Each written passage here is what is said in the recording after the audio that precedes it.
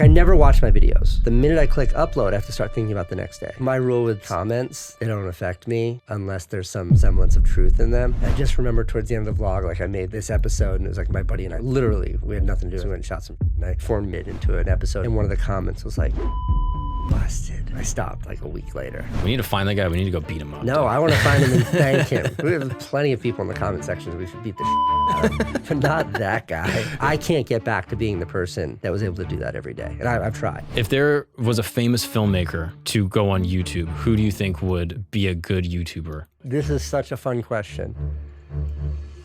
This is Casey Neistat, one of the greatest filmmakers YouTube has ever known. He revolutionized vlogging and did it for over 800 days straight. And by 30 minutes into this episode, we will learn which YouTube comment made Casey quit daily vlogging. By an hour into this episode, we will hear some of Casey's craziest New York City party stories, like the time he broke into a very exclusive party dressed as a Spartan warrior. And by the end of this episode, we will learn about his relationship with the Safdie brothers, who made Good Time, Uncut Gems, a bunch of other amazing movies. And he's going to tell us about the future of his studio 368. This conversation with Casey is absolutely amazing. He's the man, and I'm so grateful to have him here today. So without further ado, enjoy my conversation with Casey Neistat. Welcome to camp. Casey Neistat. Great acoustics in here. Thank you, brother. I really appreciate it. It's so clean. Thank you. Yeah, It's so quiet. There's a peaceful silence. There's something that like New Yorkers were deeply uncomfortable with silence. Yeah.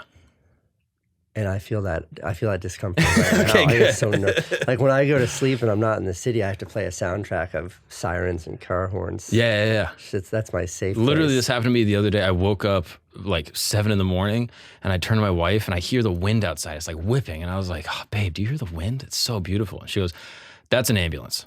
And I had no idea. I was completely oblivious. I was like, yeah, you're right. My bad. I think New Yorkers just fix your brain into being like, see nature. Yeah, it's like a woman getting robbed. You're like, nah, whatever. Yeah, right. That is our environment. That is what we're comfortable Exactly. with. Yeah, it gives you a peace, right? How many podcasts have you recorded in this tent so far? In this tent, probably 60 to 70. Really? Yeah.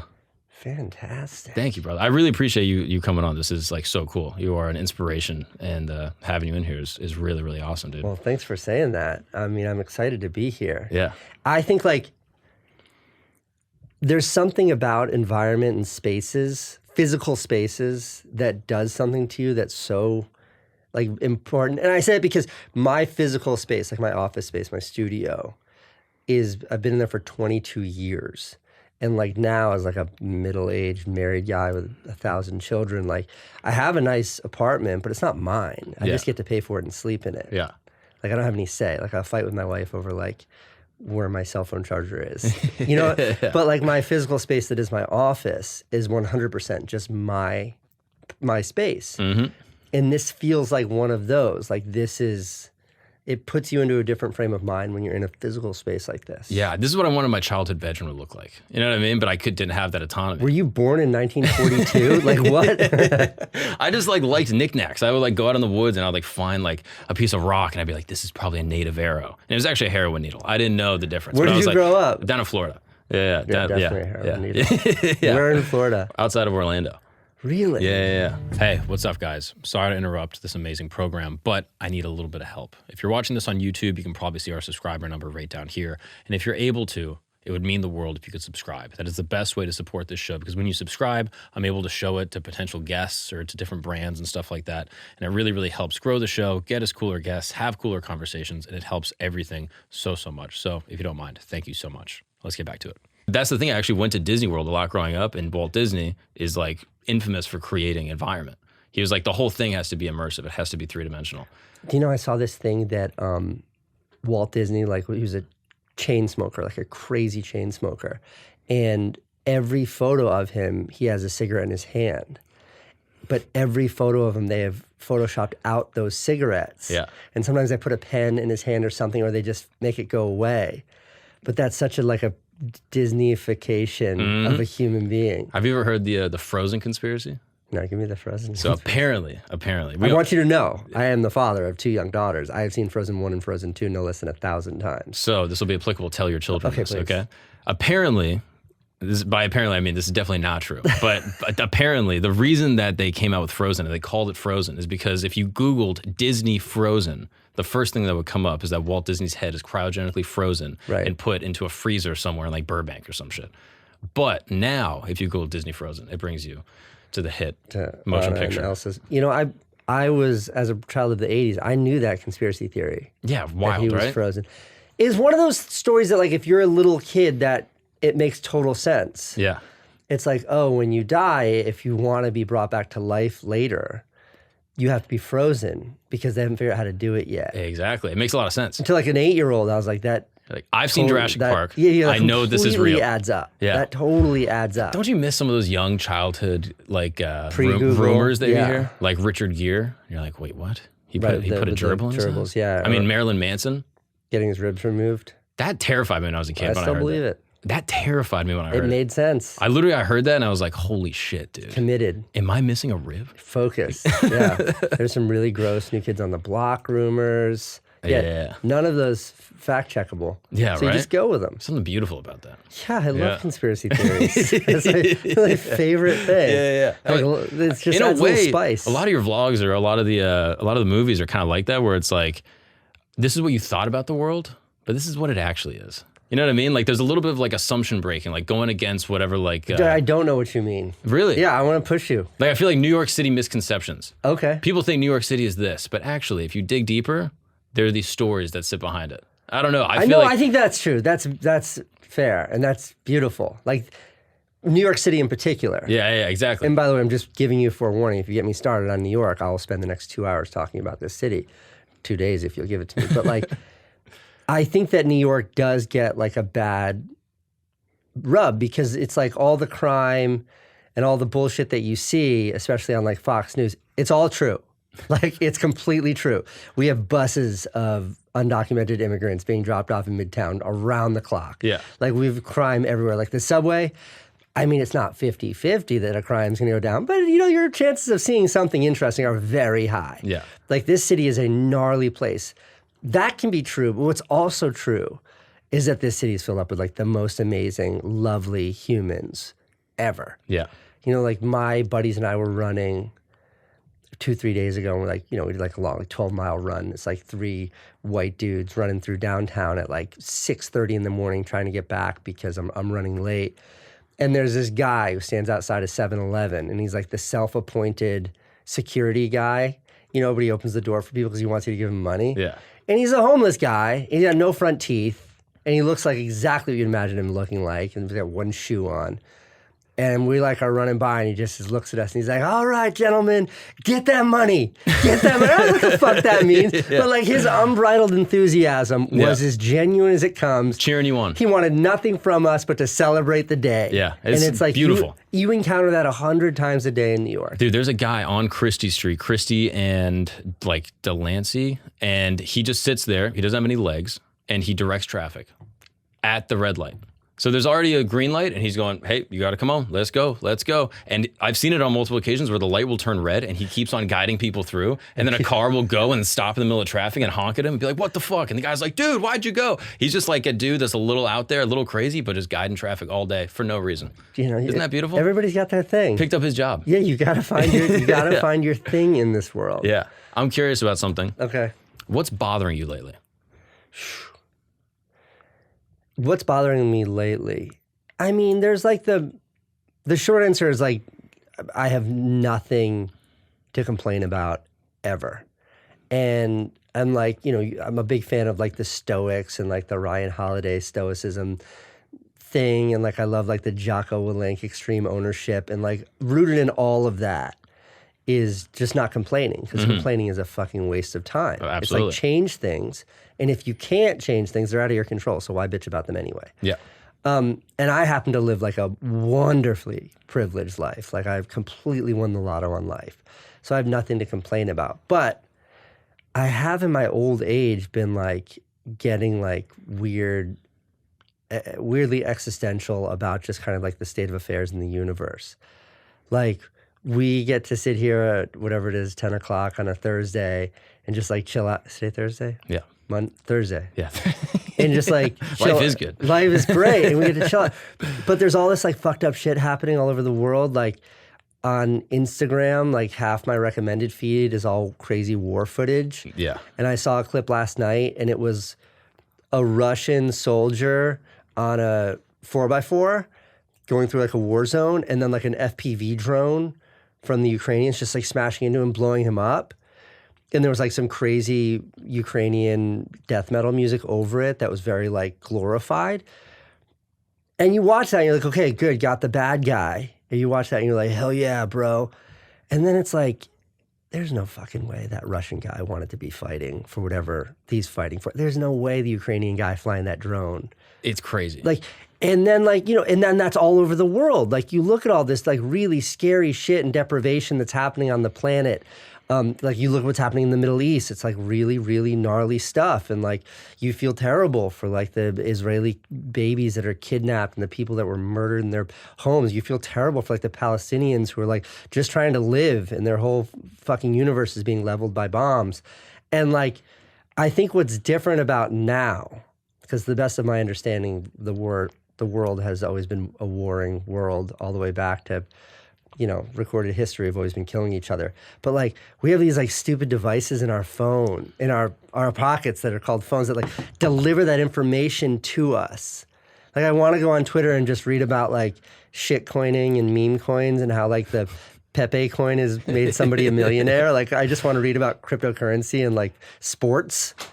And like I'm constantly confronted by like the horrors of the world. It is a wild way to consume world politics. That like you're just scrolling and it's like, okay, war footage, OnlyFans girl, yes, like funny dog. You're like, this is an insane thing to be looking at. Like that. This is the way it's delivered. And if you think like us as humans have never consumed information like that. Yeah, it's insane. Imagine Fox News back in the day. It was like, anyway, here's the war in Gaza, and also here's a slutty girl on the internet. You're like, why is this on TV? When you say that, you're going back like 30 years. Yeah. Okay, but like, when was radio invented? 1850s? I don't know. So let's call it. That was like less than 200 years ago. Okay, so for like hundreds of thousands of years, communication was just delivered in these little snippets. And like, you know, when I was a kid, I delivered the newspaper. Like my first job was as a paper boy. I had like 28 papers on my route. I like drive around, throw people. Like I'm not that old, but when I was a kid, the way people got their information was I would take a physical paper rolled up and I would like throw it at their front door. It was such like an organized way of consuming the news. So you slow. Close the newspaper, you put the coffee down, then you go to work. And now it's just like this all the time. So, you know, I do think that we're living in wonderful times. Because it's like, you know, there's more peace in the world, there's less hunger in the world, like all these really amazing, virtuous things. But the bad stuff, is so accessible. Yeah. Yeah, it can, I think it can kind of warp your brain. I also do think there's like a generational kind of thing that happens. Like, I think if you ask like a 20-something-year-old kid, like, what's bothering you? They'd be like, oh, the Uber app is so annoying. You know what I mean? Like, it's very micro. And I think you ask someone at like a certain inflection point in their life, and all of a sudden the problems become very macro. And the things that bother them are very much like you ask, you know, like an older, like conservative person, like the border. And you're like, what? Like, that's the thing that's bothering you? It's like, it's all very big. And I'm curious, like, if that happened for you and when, like, was it, yes. When did you stop being annoyed about bike lanes and start being annoyed about the state of the universe? I don't know, but like somebody wrote a poem, maybe it was a tweet, maybe it was a book, I don't know. It was like, the older I get, the more I do this, the more this makes sense. And one of them was like, the older I get, the more the Republicans make sense. And like, I'm not there. Yeah. But like all the shit that like my dad and his crazy old man friends would complain about when I was a kid, now I'm older and I'm like, well, I do understand where they're coming from. So like, It's definitely transitionary. And I think that, I don't know, maybe being a parent is a big part of that, where like you start to look at the world not only through your own selfish eyes, but like, what's it going to be like for my kids in 20 or 30 years? And like, how's this going to make sense? And how do we have, you know, 2 octogenarians? Those are our presidential choices. Like, like of all the people in this country, there's like 370 million people in this country. Those are the two best we could come up with. That's what we got. Yeah. That's it. Those are the only two people. Yeah. That's what we get to, and those are the ones with the nuclear codes. So like, I don't lose sleep over that. I don't. I think it's like, it's perhaps so preposterous that I just kind of laugh at it. Cause like, what do you do? Mm-hmm. But that's what you originally asked, like what's bothering me? Yeah. All that shit, yes, it does bother me. But I think the aspect of it that bothers me is like, what's my role in it? Not meaning like, it means like, what do I do? How should I? That's what I was going to ask. Is like, it okay for you to be happy? Is it okay for us to have fun joking in here when there's like a war happening in the Ukraine? Is it okay for us to be laughing here when like the Uyghurs? Something like that, yeah. Are being like the white guys that rap? No, dude. No, the Muslim people in China that are being interned. Oh, my bad. Who the fuck did you think I was? I thought you said the other. I misinterpreted what you said. Clearly. My apologies, dude. No, the point I was making is like, with all like this suffering in the planet, like, is it okay for us to just have fun in this tent? Yeah. And I think the answer is yes, of course it is. But the more you know, the less blissful things can be. And then there's also, I think, a frustration when things get out of your control. Like when the problems are small, there's you can kind of exert your will on the universe. But then you realize that as the problems get bigger, there's less that you can do. And that feeling, I think, is really frustrating and at its worst, inescapable. I think that's like really beautifully said. Yeah. And where I go with it, and this can be a cop-out. Like this is a conversation to have with a therapist who can tell me that's a cop-out. And I would agree, but like... There's a cop-out. Appreciate it. Like what can you do? And I think the best you can do is just to be like the best, like not to be all fucking trite, but like be the best person you can be. Like raise your children to the best of your ability so you're bringing positive people into this world that can affect positive change, and just focus on what you can control. Control is like the wrong word, but like where you can affect change. Like I don't know what I can do to help the suffering people that are in war-torn parts of this world. I don't know. Like, I can send them money, sure. I'm happy to do that. Donate money. Like, but really, what can I do? Yeah, you're not going to change the government of Haiti. It's like... Like, there's warlords there, and, like, they're, like, killing people, and they're letting people out of prison that are violent murderers. It's happened, like, 2 days ago. Yeah. I don't know how I can help those people. I don't even speak French. Creole, what language do they speak there? But, like, I know that, like, my little daughter, when she's, like, struggling with something, I am one of the only people, I'm probably like one of two people, maybe we can throw a teacher in there, one of three people, in the world that can affect change in that moment. Like, I can help her find understanding and get through whatever conflict she's trying to address in that moment. Mm-hmm. Like, that's one place where I do have meaningful input. Yeah. At this point in your life, do you think about your legacy? Well... Do you care about legacy? Is that important? I don't know. I don't think you have any control over legacy, first of all. I don't think you get to choose that. Somebody else chooses that for you. You get to, obviously you have a hand in the factors that go into legacy. But like we were talking about great artists that have been canceled before, and like without naming any of them, we were talking about like R. Kelly and stuff. But like, you know, is R. Kelly's legacy that he was one of the greatest musicians ever, or is it all that awful shit that he's in jail for? Probably some of both, you know. Pablo Picasso, is it for being one of the most influential painters in all of recorded history, or that he was like an awful, awful womanizer and just like left a path of destroyed women? So like, I don't think about that. I try to think about that. I think that's a very self-indulgent thing to think about. What I do though, where I put a lot of focus is like in my own little world of YouTube and social media and stuff.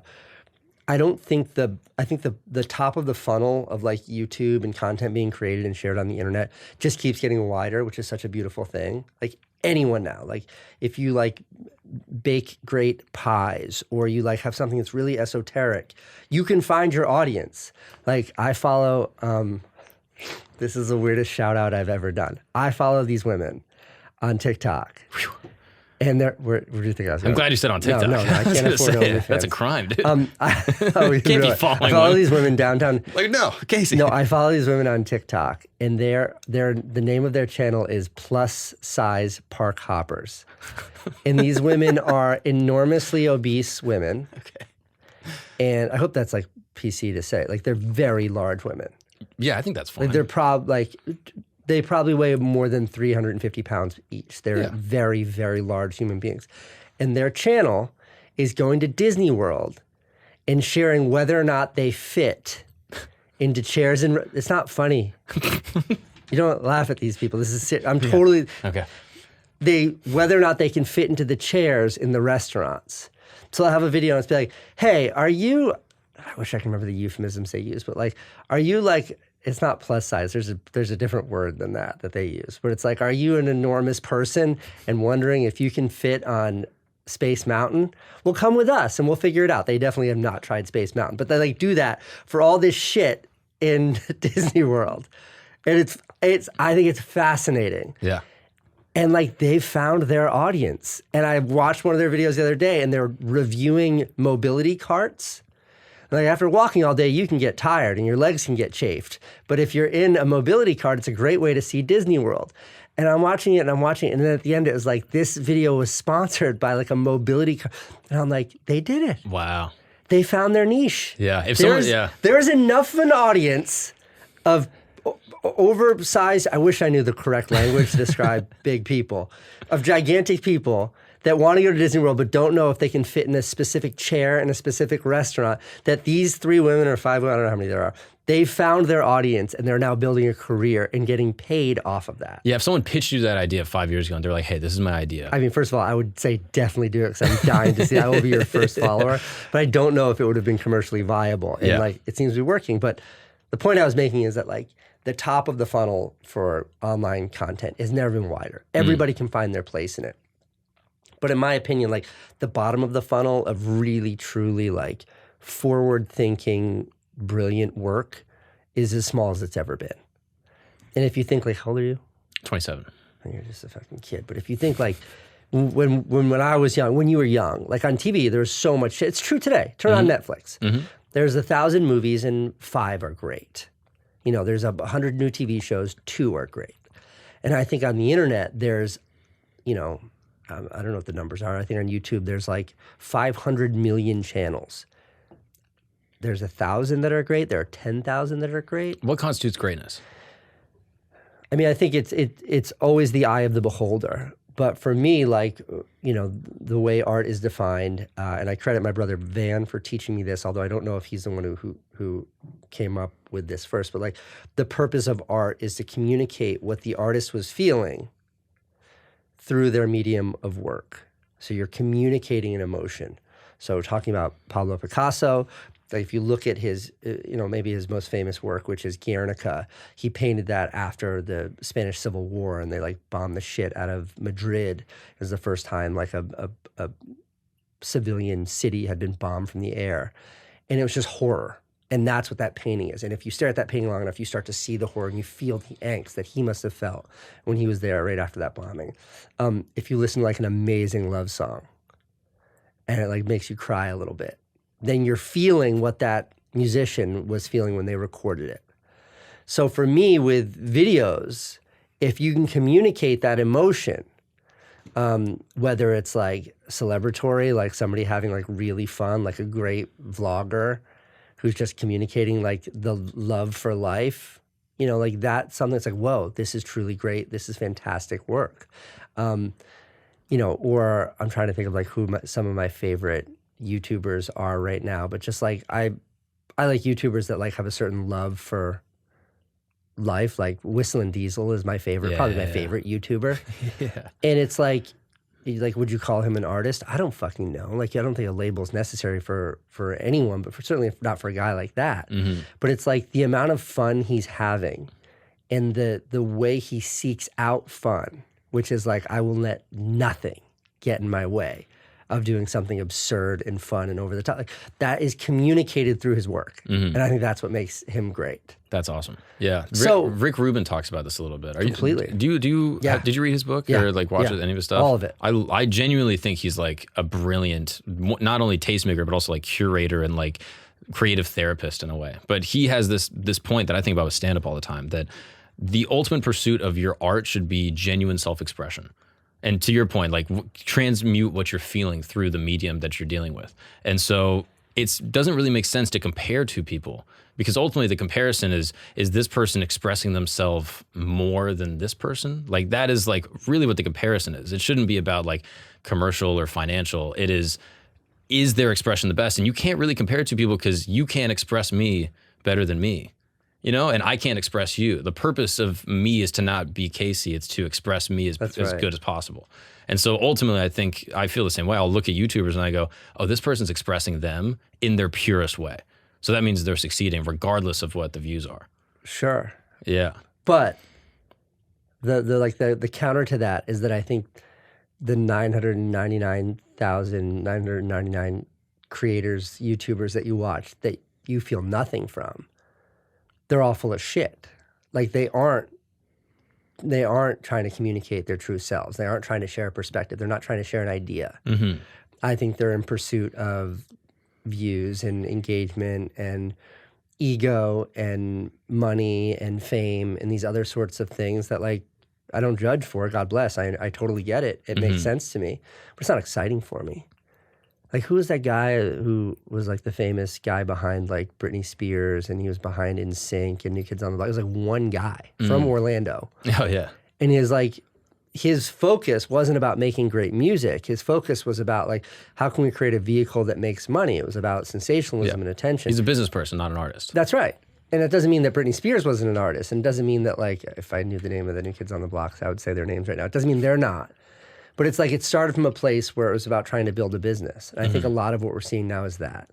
I think more than we're seeing that is like it's about ego or something like that. And people don't know what to do. Yeah. So they just sort of emulate others, or they put bullshit out there. And that's why, like, you know, almost everything I click on, I'm just like, it's that top of the funnel thing, which is like, it's just not for me. Like, this is fucking garbage work. Yeah. And then it really puts on a pedestal something that's great. And this whole diatribe started when you asked me about legacy. And I don't know much about legacy, but integrity is something that I hold really near and dear. And I think that like as that top of the funnel has gotten wider, it's made me appreciate the need to like try as best I can to hang on to the integrity of my own work. And to like, without sounding too like self-aggrandizing about it, it's like I get so much opportunities to do like really paid work. And like, you know, I've got 3 kids and like it's how I make a living. So it's hard to say no to work. It's hard to figure out when to say no to work. It's hard to figure out how to do less work when like the more videos I put out, the more money you make from it. But for me, like the North Star has always been like, is it good or is it not good? It's very Rick Rubin-esque, but it's like, if I don't think I can make something that's good no matter what, don't put it out. Just don't put it out. Have you ever done that? Like even starting way back in your career, compromised your artistic vision for money and views? Yeah. Do you have an example of that? I don't know that I can pinpoint an example. I mean, I can pinpoint a bunch of examples of when I've made something that I think has sucked. You know, like my brother Van and I quit our day jobs in like 2003 because we had an opportunity to make a music video. And this is when like MTV was still as relevant as could be. And music videos are the coolest. Like Spike Jonze, Michel Gondry, like our favorite filmmakers were music video directors. And we like went for broke to make a music video, and it was fucking terrible. And I feel bad to this day. Like I feel like we left the band in the lurch because we made them a video that wasn't good. And why was it not good? We just didn't do a good job. We had a concept, and I think it was too ambitious, and it was beyond, you know, we pushed ourselves too hard, and it ended up coming out as mediocre. Like what made us great then is it was just like 2 knuckleheads trying to figure out how to make interesting videos. And then we got all this money to make a music video, so we tried to make one the way everybody else makes a music video. It just wasn't good. It wasn't a good video. But that wasn't compromising my integrity. When I think of like compromising, I look to like when I was doing my daily vlog. So it was like a video a day every day, and I did it for like 800 days in a row. Towards the end, I was just like done. Like I didn't have There was nothing that I felt like was untapped. Every like ounce of interestingness in my life, I had extracted and exploited for subject matter. And like my rule with comments is like they don't affect me unless there's some semblance of truth in them. Like when people are just like making fun of me or whatever, it's like that rolls right off of me. Like I feel nothing. But when it's true, like when there's a little bit of truth in there, and I just remember towards the end of the vlog, like I made this episode, and it was like my buddy and I skateboard. Like it was just like literally we had nothing to do. I was like, help me with this. We went and shot some shit, and I formed and pattied it into an episode and published it. And one of the comments was like, feels like Casey's out of ideas and he's just doing this now for the views. Fuck. And I was like, fuck, busted. And it was like I stopped like a week later. Cause I just like it was like I was still making interesting stuff, but there's a couple days a week where I was just like, I've got nothing today. And I was still forming patty, whatever I could to make something. We need to find that comment. We need to find that guy. We need to go beat him up. No, dude. I want to find him and thank him. Because he was right. I was wrong. Yeah. We have plenty of people in the comment sections we should beat the shit out of, but not that guy. Yeah, he nailed it. No, and it hurt. Yeah, that's the worst when it is completely on the nose and you go, yeah, you're right, actually. You know what I mean? Yeah. I've gotten a bunch of those. And I've actually listened to comments and I'm like, yeah, I actually agree. I am going to change that. Yeah. And I'm like, no, this is actually a really astute observation. Yeah, this person nailed it. For sure. But that's tough when what you're trying to do is then you've extracted everything, every little inch. Like you see those stand-up comedians all the time. Like their first hour is perfect because they spend 8, 10 years, 12 years crafting this perfect hour. And then it hits and they go, all right, what's your next one? And you go, it took me 10 years to do that one. And so then you like are thinking, you're like, all right, what else is going on? And then you stop living a life worth talking about. And then as a result, you're just only on the road, only doing the thing and never actually living the inspiration or the source that feeds the expression. And then you're like, fuck, what am I doing? Right. It's like the country western singers who would always like seek conflict in their personal lives because that was the catalyst. That's their muse. Yeah. Exactly. And then you're living a life beholden to the most destructive aspects of your existence. Yeah. It's a shame. I don't want that. Yeah. So I just work less now. I work so little now. Yeah.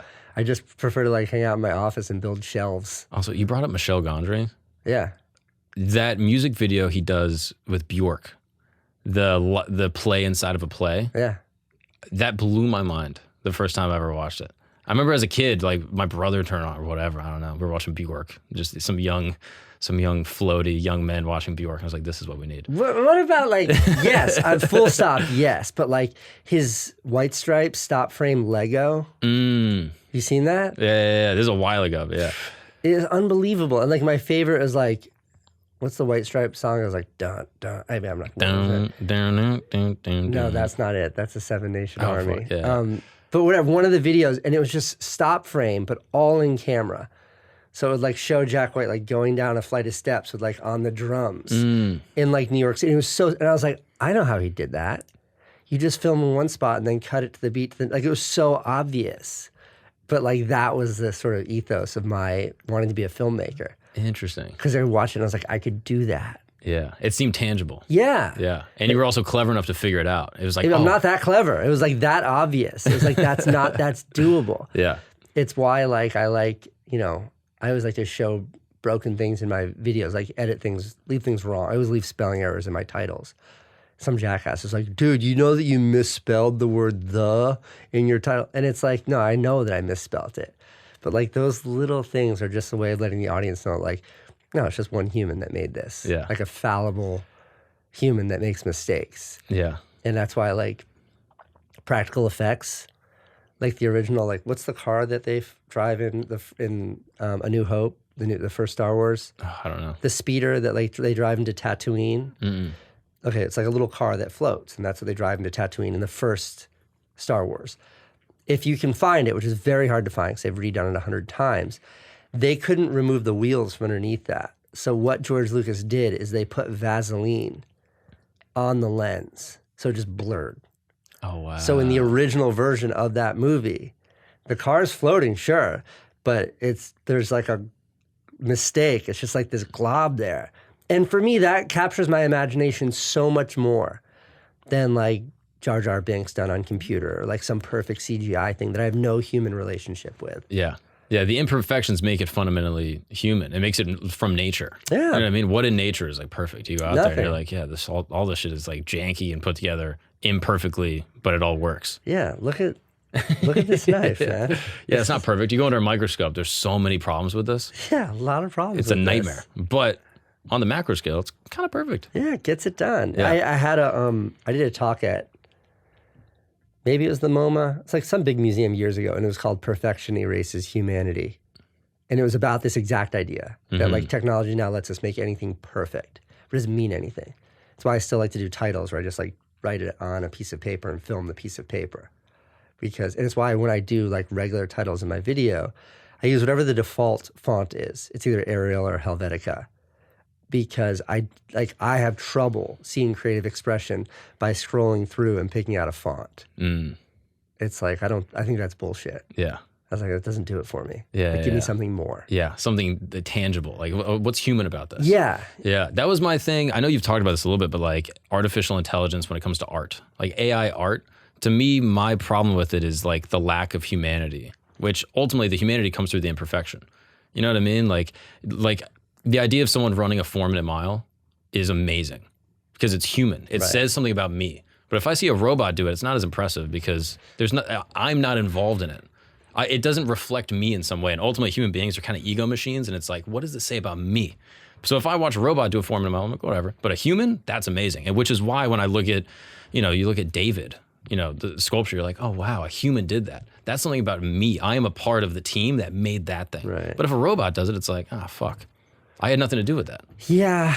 I think a lot of the AI stuff in art is somebody very smart broke it down in the least romantic way possible. And it was just like reshoots are going to be able to be done now without the actors. Like that's phase one. And then sort of just like chronologically broke down how like a lot of the really uninteresting technical aspects of filmmaking will be able to be supplanted and supported by AI in a way that's super practical and will work. And it's like, oh, okay, that makes sense. Like I can see that happening. Because like all of these like watching a fucking dinosaur turn into a dolphin and then swim through the sea and jump out on a rainbow and fly through space and it looks photorealistic. Yeah, but who gives a shit? Like I don't care. That doesn't fucking mean anything. Yeah. Like that's not gonna affect me. I will watch that on Twitter and be like, wow, I can't believe AI did that. Okay, what's next? Where are you gonna go from there? It doesn't make storytelling any better or easier. It doesn't make like capturing the human experience any better or easier. And maybe it will get there. And if it does, that's a terrifying thing. Yeah, it's a different problem. But it is like the human experience communicated through any medium that is like the highest form of art. And for it to close that gap, like there's like is it Fibonacci, the thing where it's like you're trying to get to 100 and it's like on day 1 you get to 50, on day 2 you get to 75, on day 3 you get to 87.5 and then 92.5 and then it's like Zeno. You're only ever getting halfway closer to the finish line. Yeah, and it's a finite distance, but it's infinitely far. That's exactly right. Yeah. So with AI, like, that shot of Will Smith eating spaghetti, do you know what I'm talking about? Yeah. Like a year ago, it's like, and now it looks photorealistic. It's like, that is incredible. You're halfway there. And then halfway again. Yeah, that's exactly right. Halfway again. But to actually close that final gap, which is like capturing humanity better than humans can, it's so hard for me to see that as a reality. Do you think there's any injection? Is there any way to couple your creative expression with AI? Yeah, I think absolutely. I think it's a tool though, like anything else. It's like, the movie Up makes me cry. Those aren't real humans. They don't even look like humans. You could never make a house fly by attaching balloons to it. There's like, that movie is so far, like dogs can't talk. That movie, there's no truth in that movie, but it tells the human story. Like that montage at the beginning where he falls in love with his wife. Do you know what I'm talking about? Of course. You've seen the movie. Yeah. And like, it's like a minute and a half of him and his wife and their whole life together. And when she dies at the end, I'm like, what the fuck is going on? Why am I crying right now? What is this? 8 minutes into the movie. It's fucking brutal. Yeah. Okay, like that movie was done on a computer and like it captured the human emotion. So yeah, I think there's a place for it. But it wasn't the computer that made it communicate the human. The computer is just a tool. That computer generated imagery was just the tool that they used to communicate. Somebody else might use their voice if they're a singer. The piano, like the sound that is that, what's this? Sing it. Come on. Wait, which one? Oh, Up. How does the up one go? No, that's not up. That's Married Life from Up. I don't hear it. Okay, maybe it's there. But like those are all tools, but they're driven by humans. They're driven like whoever wrote that, Andy Lasseter, is that the guy's name? Whoever, yeah. I think he directed, but whoever wrote that was writing from a human experience.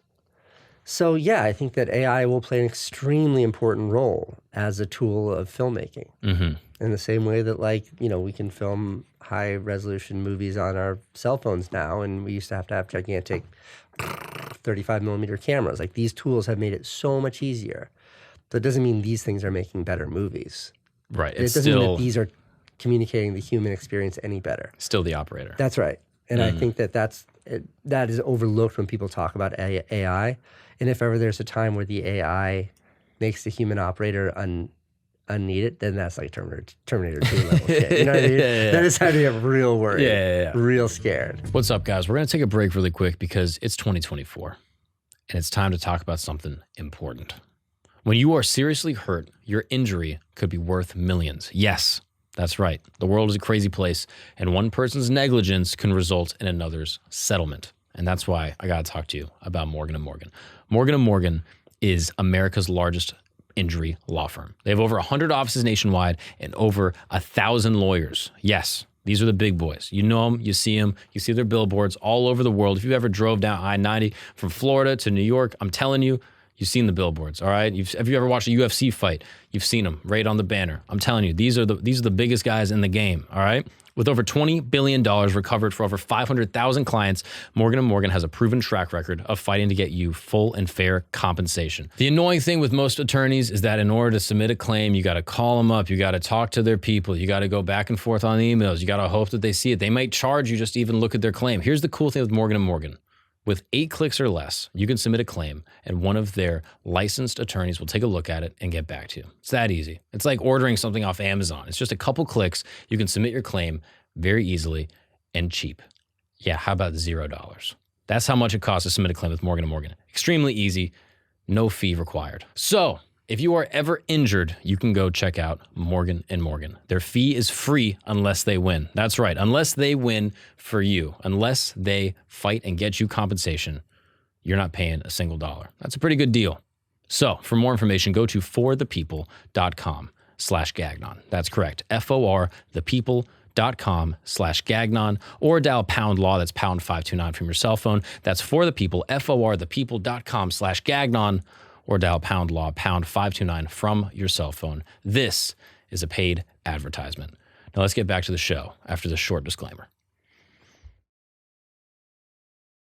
Do you actually use the Apple Vision Pro?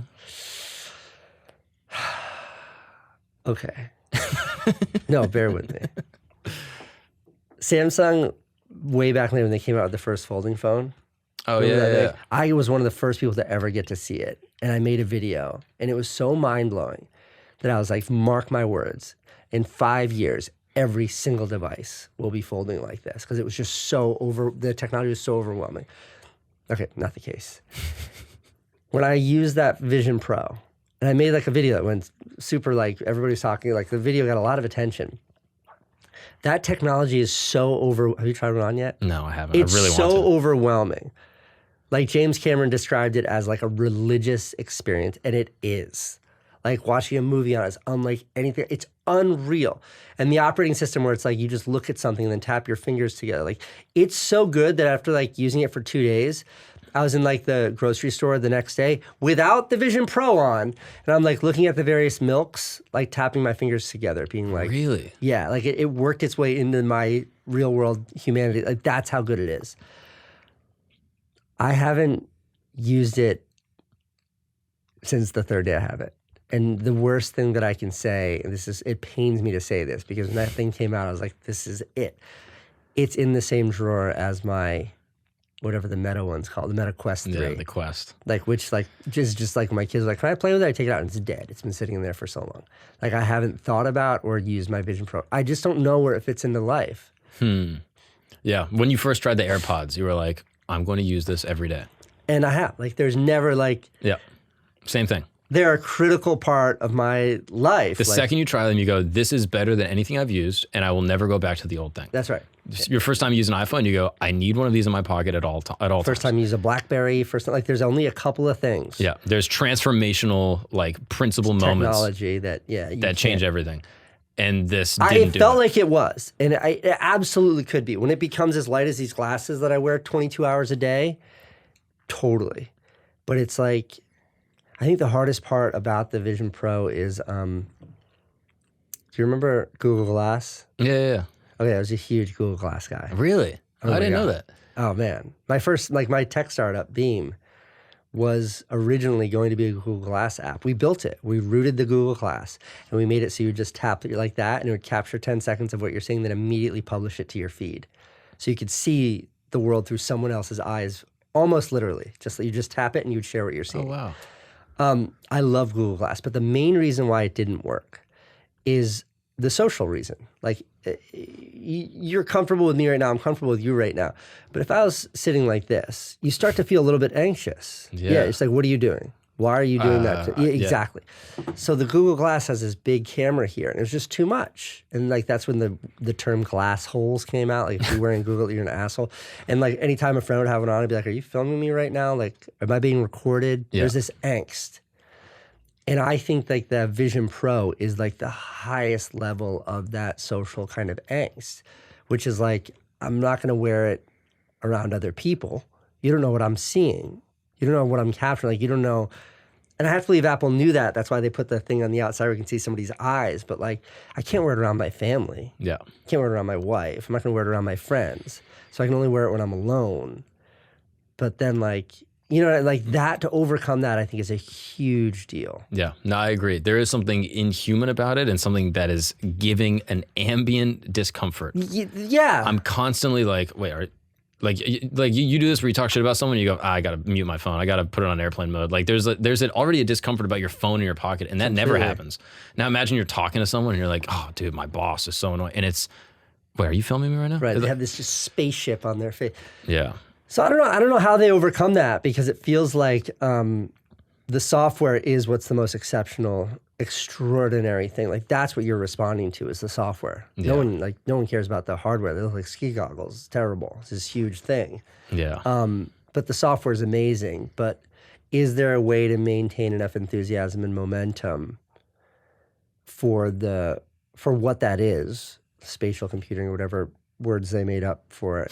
Is there enough enthusiasm for that to like maintain for the decade plus it's going to take to shrink that thing down to it being invisible? Yeah, and then when it's invisible, where is it? We're all fucked. Yeah, but where does it go? But we're both going to have them. Yeah, well, 1,000,000%. Yeah, we're all going to fall behind. Yeah. Like, how do you like square your feelings about it? Because on the one hand, you're like, okay, social media is like a cancer, and it's like, it's so annoying, and it's giving us all this crazy information. But on the other hand, this technology is so fun and so cool, and surveilling my situation at all times is like really exciting. Do you feel like there's like a cognitive dissonance personally? Yeah, I think it's becoming evident that like whatever benefits we saw in social media, like you remember when like it first came out and like they credited the Arab Spring when there was all those like, you know, overthrows in the Middle East and stuff. They credited like Twitter or Facebook for enabling that. And you're like, whoa, like the power of the people is now personified in these apps where we have this like egalitarian communication system where one man has as much power and authority as any other one man. But here we are 12 years later or whatever, and it's like, no, we have like a mental health crisis that's out of control, and like we're understanding the dangers of it, and it scares the shit out of me. So I have like this is like my main phone, and I only have one phone number, but I have like a disposable, like a burner phone, and I got like a Mint Mobile, like month to month, $10 a month plan for it. Is it like a flip phone? Like yes. And cool. What it is I have my call forwarding on this turned on, and it goes to the flip phone. So I can leave my main phone anywhere at any point in time and just have my flip phone. And I can't text. I have no social media. I can do nothing from it but receive calls and call the 10 people whose numbers I have saved in there. And I don't use it ever. I've tried. I'm trying. Like I did the same thing with the Apple Watch. I got the Apple Watch because it has cellular, and so I can leave my phone at home. Yeah. And if someone calls me, I can talk to my mom and be like, "Is everyone alive? Okay, good." But I just never. I'm always like, but I might need it. I might need to call an Uber. Or you need an Uber. Like, so and so only contacts me on Instagram, and it's like, it's so far infiltrated our lives that like, how are you supposed to get by without it? Yeah. But it is absolutely toxic. It scares me that you say that because you're one of the most disciplined people I've ever met. You run 20 miles every single morning. You vlog every day for 3 years or whatever the fuck, 4 years. It's like you can set your mind to anything and commit to it, but yet the seduction of the scroll, even for Casey, is I feel completely in control in like every aspect of my. That's the only place. It's like I was thinking about drugs this morning. That was a fun thing for us to talk about. Would be drugs because. I think my caffeine addiction is completely out of, like, I have to rein it in. It's starting to make me, I think I'm being poisoned because I drink so much caffeine. Yeah. Caffeine is one of my favorite drugs. Do you know that caffeine is a performance-enhancing drug? Like a banned performance-enhancing substance until like the late 80s in a handful of sports? I did not know that. Yeah. Like that's how great caffeine is. Yeah. But I think I probably drink too much coffee. It's like among my favorite drugs. Yeah, so I have to pull that back. You ever do pre-workout? Yeah, it's like fucking cocaine, man. Yeah. My favorite thing to do, my gym routine, is I wake up in the morning, I hit a pre-workout, I do the C4, the Total War. Like these are like 250 grams of it's like 4 milligrams cups of black coffee. It's crazy. And then I listen to tribal drumming. Jesus so it's Christ, and I go to the gym for an hour and just forget about the world. It's the best part of my day. But then I'll go to work or I'll be in here and I'm like, okay, I'll do one cold brew. And then I'll do like one tea, a green tea, like how much and then literally I feel my heart hurting at the end of the day. And I'm like, oh, I did way too much. I feel like a fridge filled up with like Celsius and Red Bulls and Prime Energy. And it's like, it's like after 11, I can't have any more coffee. I'll just have one of these. Yes. What is that? And it's like a soft drink. Yeah, all day long I go through that. So like, but like my other favorite drugs, like cigarettes, I think might be number one. I haven't smoked a cigarette in probably since I was like 22, 23. But I remember, and I also remember like people being like, you shouldn't smoke. I don't understand why people smoke. It's so stupid. Smoking is fucking amazing. Have you ever seen Shawshank Redemption, dude? Smoking is like beyond the fact that you look impossibly cool. Yeah, it helps. And it's a social thing. Let's go outside and have a smoke. Like it calms you. Like you're on a road trip and you smoke a cigarette. Mm-hmm. You wake up in the morning like you have a cup of coffee and a cigarette. It is the greatest After thing. a long flight, you do 8 hours to Japan. God, you ever been to France? Yeah. They still smoke there like it's the 90s. You get like the hand rolled, like they're the smooth ones. You're having a cappuccino and a cigarette. It's just so, cigarettes are amazing. I think about like what in my life, like under what circumstances in my life do I get to start smoking again? Like World War III? Like if we're I think that's war, justified. If we're like the Russians are in the Hamptons and it's like, gotta go load my guns. It's like, yo, grab me a pack of Winstons too. It's time. Yeah, finally. Or like, I don't know what other circumstances I would do, but like, I think about smoking, but I'm in control. I haven't smoked a cigarette in 20 years. And like, though I think about it all the time. Every day. Every day you think about it. Cigarettes aren't part of it. Yeah. Like, and like saying like drinking, I've never like, I think alcohol is a super fun drug. I mean, you hear like Bert Kreischer talk about. Oh yeah, the sunrise in the morning. Yes, sunrise at night with a cocktail or the sunset. Amazing, yeah, but like, beautiful. He's right in that blissful feeling when you drink. But like, then I like the downs. Like I feel sick and I like I run the next day and I feel like a jerk for the way I acted. So it's like, okay, I'll back that off. It's like again, so like I feel in control. You can control that. What about sugar? What about sugar? Sugar is like a battle. Like my sister has a whole TikTok channel and it's only about how she hasn't had sugar in 2 years. Oh, wow. I didn't know that. And I'm like, I like to stay really healthy. Sugar is a huge vice for me. I love sugar. I'm the same way. And like yesterday I had like a relapse. I had like a box of cookies and 2 packs of king-size packs of M&Ms. Wait, which cookies? Which cookies? They're like these like at the grocery store, the ones that come like the clear plastic things, they're not like Nabisco really shitty cookies, but they're not the ones made in the bakery there. Yeah. But you get like 15 of them in a plastic. Yeah. Okay, eat the whole box. Nice. And so sugar, like I'm in control, usually. I just every once in a while have moments of weakness. The pattern I'm trying to draw here is things that like even I have like a chemical propensity towards. Nicotine, alcohol, Literally sugar. dependent. Yes, I am my power of my will, I can overcome them.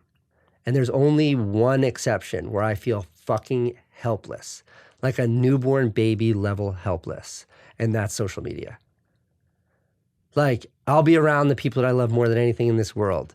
And like rather than like talking to my daughter about how her day at school went, I'll be mindlessly scrolling through Instagram. There's nothing to see. Yeah. You know, I'll be like in the car with my wife, just the two of us. We don't have any time together. We got kids, we both work. And like rather than talking to her, I'll just be like looking at nothing. Yeah. And I never realize I'm doing it. And then when she's like, put that away, I'll get mad at her.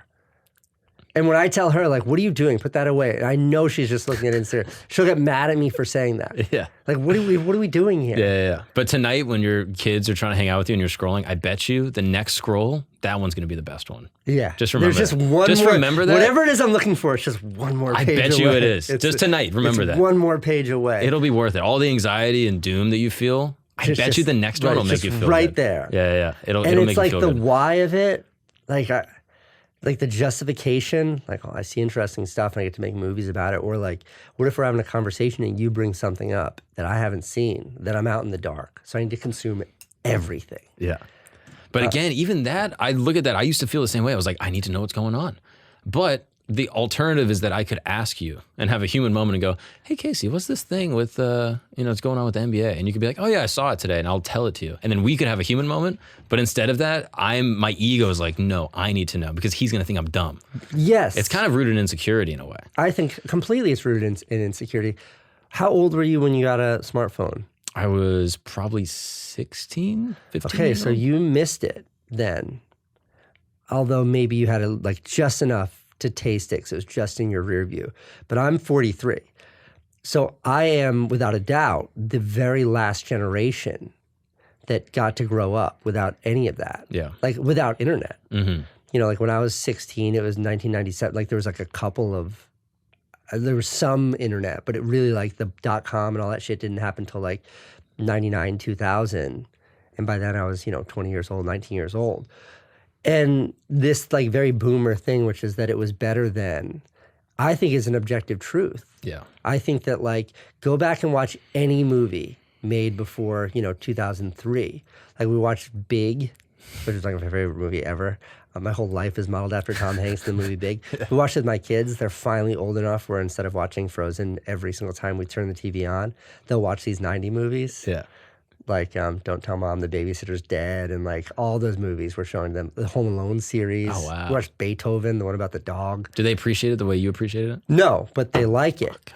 And it speaks to them because those movies are fucking gnarly, by the way. Yeah. Like the shit they showed kids back then. You look back on it, you're like, what the Yeah, exactly. But either my kids are scared shitless, and it's like, okay, this is cool. Like that's why I like those movies. But all those movies, every Spielberg movie is like, go back and watch E.T. It's like kids interacting pre-social media, pre-phones, pre-any of that. And it's like E.T., if you remember, like have you ever seen E.T.? I actually have seen E.T. Thank I haven't seen God. most movies. I'll fucking climb across this But I table. have seen E.T. E.T. is more, like, they're on BMX bikes. That's all they do is race around the woods on BMX bikes. That's what I did as a kid. Yeah. And like in the movie Big, they're like walking down the street and they're chatting with their friends and they're hanging out and they're nervous about girls. And they go to the fair and there's like the fun fair and the hot girl, and he's not tall enough to go on the Ferris wheel with the girl. And like that was why he went to the Zoltar machine and was like, I want to be big. Like that was the motivation behind that. So like, I don't just think that like my childhood was better because I didn't have social media. I think everyone's childhood, I think my dad's childhood was better. I think that like everyone got to experience life in a much more humane form, where it was about actually interacting with people. Yeah. I mean, I'm blown away, like genuinely flummoxed by the idea that you had to meet up with your friends without a map or a phone. Like, I remember asking my brothers, like, so what would you do if you wanted to like see someone? They'd be like, well, you would see them at school. You'd be like, let's meet at the mall at this time tomorrow.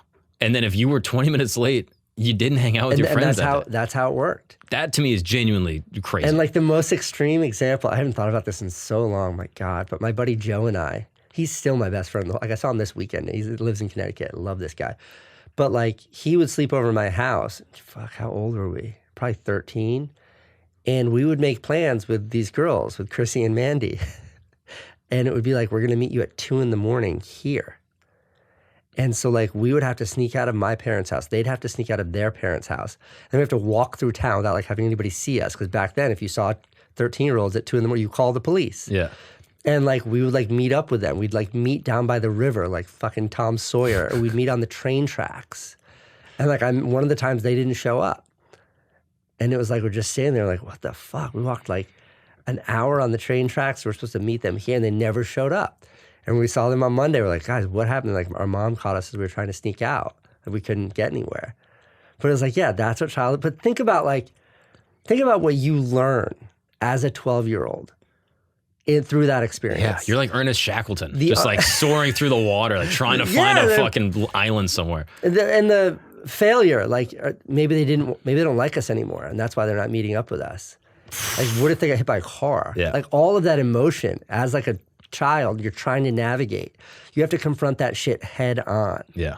And I look at my daughter and like I would say on a scale of like 1 to child abuse, the amount of electronics that our kids have, we're like a 4 or 5, 10 being just like straight to jail. Well, that's pretty good.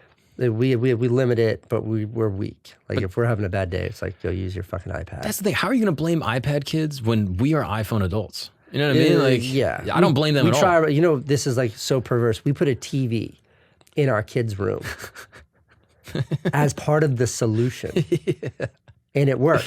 Yeah. Because the idea that they're going to watch iPads in bed is like, no. Mm-mm. It's like every night when it's bedtime, we watch 20 minutes of a movie. We read, we do all that stuff. But like when it's bedtime, the transition from like 2 hysterical children to like ready to like fall asleep, we watch a movie. And we get to pick the movie, the adults. But like we put a TV in their room for that reason. Which is crazy. Imagine telling someone in the 90s like, hey, the way you're going to get your kids to behave is by get the a TV. best thing you can do for your kids. But no, the point I was making is like we're decent in the amount that we limit them. Yeah. And like social media is obviously off limits and all of that stuff. But my daughter has iMessage, both of them, but my older daughter has iMessage and FaceTime. And the amount that she communicates with her friends is lovely, and we love to see it. Because it's like, oh my gosh, look how many friends she has. Look how excited she gets to speak with them. They're so excited to talk to her. It's like, it warms your heart because you see a kind of acceptance and enthusiasm for socializing. But juxtapose that with like, what if that didn't exist? What would she have to do? Yeah. It's a little bit like the YouTube thing in a sense, where it's like the funnel is bigger, the more friends she has is bigger. But in terms of the depth of the friendships, yeah, I don't know. And then what's crazy is that, and they see each other, like they do have play dates, and our kids are in every extracurricular activity on the planet, 5 days a week. They're in sometimes 6 days a week. They're very busy, and as much person-to-person interaction with their friends as we can possibly organize. But I don't know, like in the absence of that, when I was a kid, when nobody was there to hang out, I had to like wish I was hanging out with them. Yeah. I was alone and had to figure shit out. Would you ever give them a smartphone or an iPhone? I mean, my wife and I, our official policy is like we're going to fight it tooth and nail as long as we can. Mm-hmm. So next year, yeah, it's like you will not win. Yeah, I understand that completely. I'm gonna have kids. There's no way. It's a tidal wave. Yeah, you can keep yourself dry for as long as you possibly can, but you are going to be swallowed up by the water. Mm-hmm. So, Candace and I talk about it, and it's like there's really great apps, and then there's like this phone that some like Mormon or something invented, and it's an Android phone. Yeah, the dumb phone. Is that what it is? No, that's a different thing. But there's an Android phone. It's a smartphone. It looks like an iPhone, but it's rooted in the OS, the version of Android that it runs. You can't install any apps except for like Bible apps, which is a little bit weird. But we wouldn't install those. But it would just mean she has this phone that there's no working around to put that on.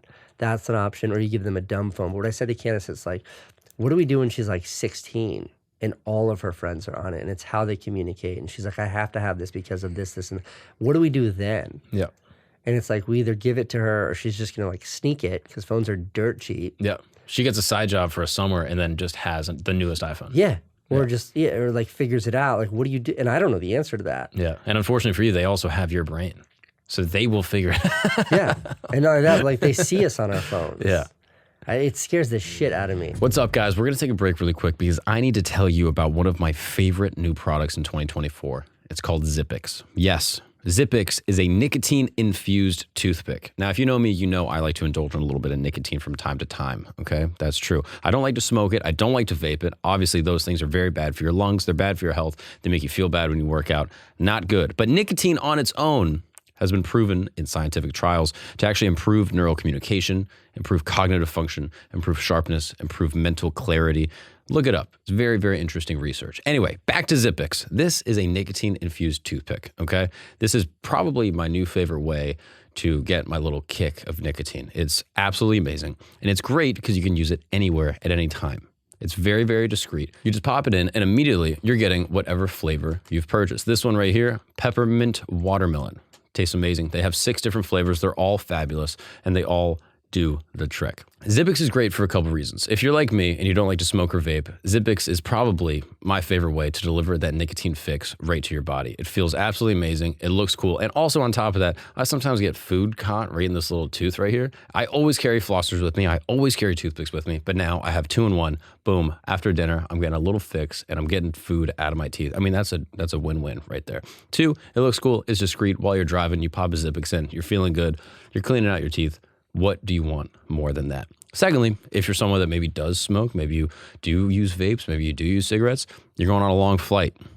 You're going to be stuck somewhere. You're going to be at a funeral. You're going to be at a wedding. You're going to be a baby shower for your baby. And you can't be ripping cigs at your own baby's baby shower. I mean, that looks insane. So what are you going to do? Pop a Zippex in.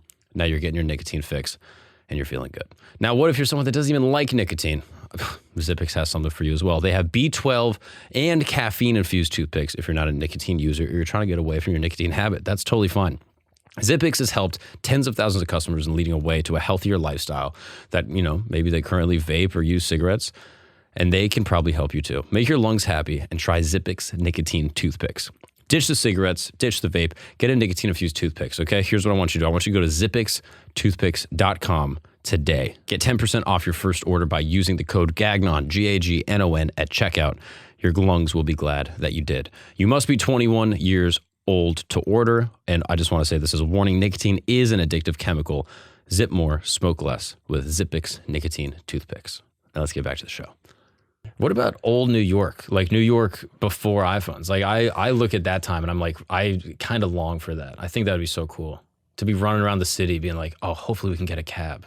Or let's go to this bar and like... Yeah, I used to ask my friend Jen all the time who grew up in the city, I was like, what was it like? And she's like, we use payphones a lot. And you would just say, meet me on 72nd and 7th at, 9 o'clock. And then they'd have to be there. But I can't, I did get I moved to New York when I was 20 years old, and that was in 2001. The smartphone didn't come out really till 2010. Mm-hmm. It was 2008, but social media wasn't there. So I had my most chaotic party years, my fun years, where I was single and I loved to socialize and drinking every night and partying, a million friends. And we had phones to stay in touch, but we had the little Nokia phone. Oh, did you have the Razor? I had a Razor. I had every cool phone. I loved them back then, but you couldn't do anything with them. Yeah. If you took shitty cell phone pictures, you couldn't do anything with those. There's nowhere to post them. So socializing without any of that social media accountability was a very different. Like I said, I'm the last person to ever experience that. How was that window? That time? It was amazing. Do you have stories from those? Yes, from those years? It was freeing. Yeah. You could go out and be the sloppy drunk. You could go out and fuck up. You could go out and stupid shit could happen. And it was fine. You just wake up the next day full of regret. You're wake up the next day and your buddy would call you a bad example. One time my friend and I went to, we crashed we would go to the New York City Ballet's annual gala. But we never had tickets. But it was always a themed party. So I might be butchering this story. It's a long time ago. One year, it was the Roman Empire was the theme. So we wanted to take our outfits as far as we could so they won't ask us for a ticket. So we dressed up as chariots, and we got segways, the original Segway you had to stand on, and we built them out so they looked like the chariots You know what a chariot, Yeah, like you yeah, can yeah. picture, and then full Roman attire. And we got in. With the segues? We organized a trumpeter to lead us in with the flag hanging down, like, yep, presenting. Like, that's what we did to get into this party, and we got in. But we got so drunk that night and like such maniacs. I remember I crashed my Segway into him and like severely injured him. And like, long story long, like the next day I just woke up and was like, hey bro, how's your leg? I'm really sorry about that. But like wasn't worried about being canceled because somebody posted a video of me on like Snapchat of me just being a total drunk asshole to my friend. Yeah. You ever thrown up on the train, on the subway? Yeah. I've also, yeah. Wait, what happened? I don't know. What happened, dude? No, I've just definitely thrown up on the subway with a girl. No. Just like, yo, let's pop back to my spot. Like I couldn't afford a cab. I don't remember the specifics. I remember I threw up once in Vegas with my now wife when we were just dating. And I remember her being like, just shaming me. Like, Wait, where'd you throw up? on like the carpeted stairs at the one of the Bellagio casinos. or some No, shit? no. What's the gold one called that used to where all the fights were? Caesars? No, big, tall, gold, Mandalay Bay. Oh, yeah. And I just remember like, it was like 2007. I remember her shaming me. We'd been dating for like 6 months and she was like, this is not cool, Casey. Like you can't do this every time we get drunk. Now I have to take care of you instead of having fun. And like that's about as shamed as you can be. Like Yeah. I felt Decent point. I remember it. That's how shamed. But I wasn't worried that somebody's gonna like post a picture of me puking on the stairs. Dude, I one time had a night. This is in college. We left the bar, and the bar was right here in our town. And my buddy Kyle's place was like, I don't know, like half a mile away. And so we're all walking back from the bar, and I don't really remember any of this. The only thing I remember is waking up, seeing like a little bit of vomit on my sleeve, but otherwise just feeling kind of hungover, but generally fine. And I was like, oh, nice. I guess maybe I threw up outside. I don't even remember. Kyle walks in the room and goes, Mark, what the fuck did you just do? I go, what? He's like, come with me. And we go into the living room. I was like, oh, I threw up in the living room. And we walk past the living room. I was like, whew, not the living room. We go outside. I was like, I threw up in the neighbor's yard. He's mad that I threw up in like the neighbor's like tulips or some shit. Walk past the tulips. I'm like, whew. But now I get a little stressed. We get to his car. And I was like, did I crash his car? What the fuck happened? He opens up the front door and there's vomit all inside his car. All night it'd been in there fermenting? Fermenting in the Florida heat. And I go, did we drive your car? He goes, no, that's what I want to know. Why the fuck did you throw up in my car? And I was like, I don't know, dude. And basically what he told me is that I asked for his keys to get in the house. And then I took his keys and I ran back to the house, apparently like full sprint in the middle of the night, 2:30 in the morning, down the cobblestone streets in Winter Park, Florida to get to his house. And apparently I had to throw up. I don't know why in the hell I did this. I opened his car door, threw up in his car, closed the door, went to sleep.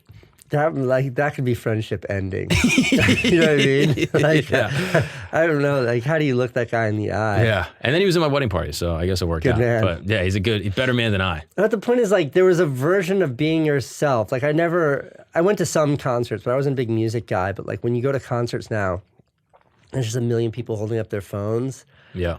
It's like, what's being lost here? Mm-hmm. Like, my favorite is fireworks. Because like you could convince me that like you want to rewatch Taylor Swift, like you spent $1 zillion on those tickets, you want to relive that on your phone. I would still push back, but you could convince me of that. You're not going to look at those fucking firework photos. You're just not. AI can take that. AI can make that. Like you're not going to take a good picture of fireworks. You're not going to like the sound's going to suck. You're never. So why not just be a human? Yeah. And take it in. But whether it's puking in your friend's car or watching Taylor Swift, it's like. It's hard to say having these things has made experiencing that as a human better. I'm curious what you think of this specifically because like I have had nights where I go, that was the best night of my life. Like that party we had last night with all the people came over and it was Halloween and everyone dressed up and I was dancing and I was killing it and everyone was looking at me and I was the man. And then I'll see a video on Instagram or Snapchat and I go, oh, I was an idiot and I was kind of being annoying and I was like, I look stupid and my dance moves suck. And that girl that I was with actually thought it was being weird. Like whatever the thing is in my head, then I realized that the video, the objective truth, actually destroys the memory of what I believe to have happened. And I'm curious for you, documenting your entire life, like literally the last 20 years of your life is on film in the most objective form that it happened. Does it ever take away the romance of the memory? No, it does something, but I don't know that it takes away the romance of the memory, only because like you were robbed, by the way.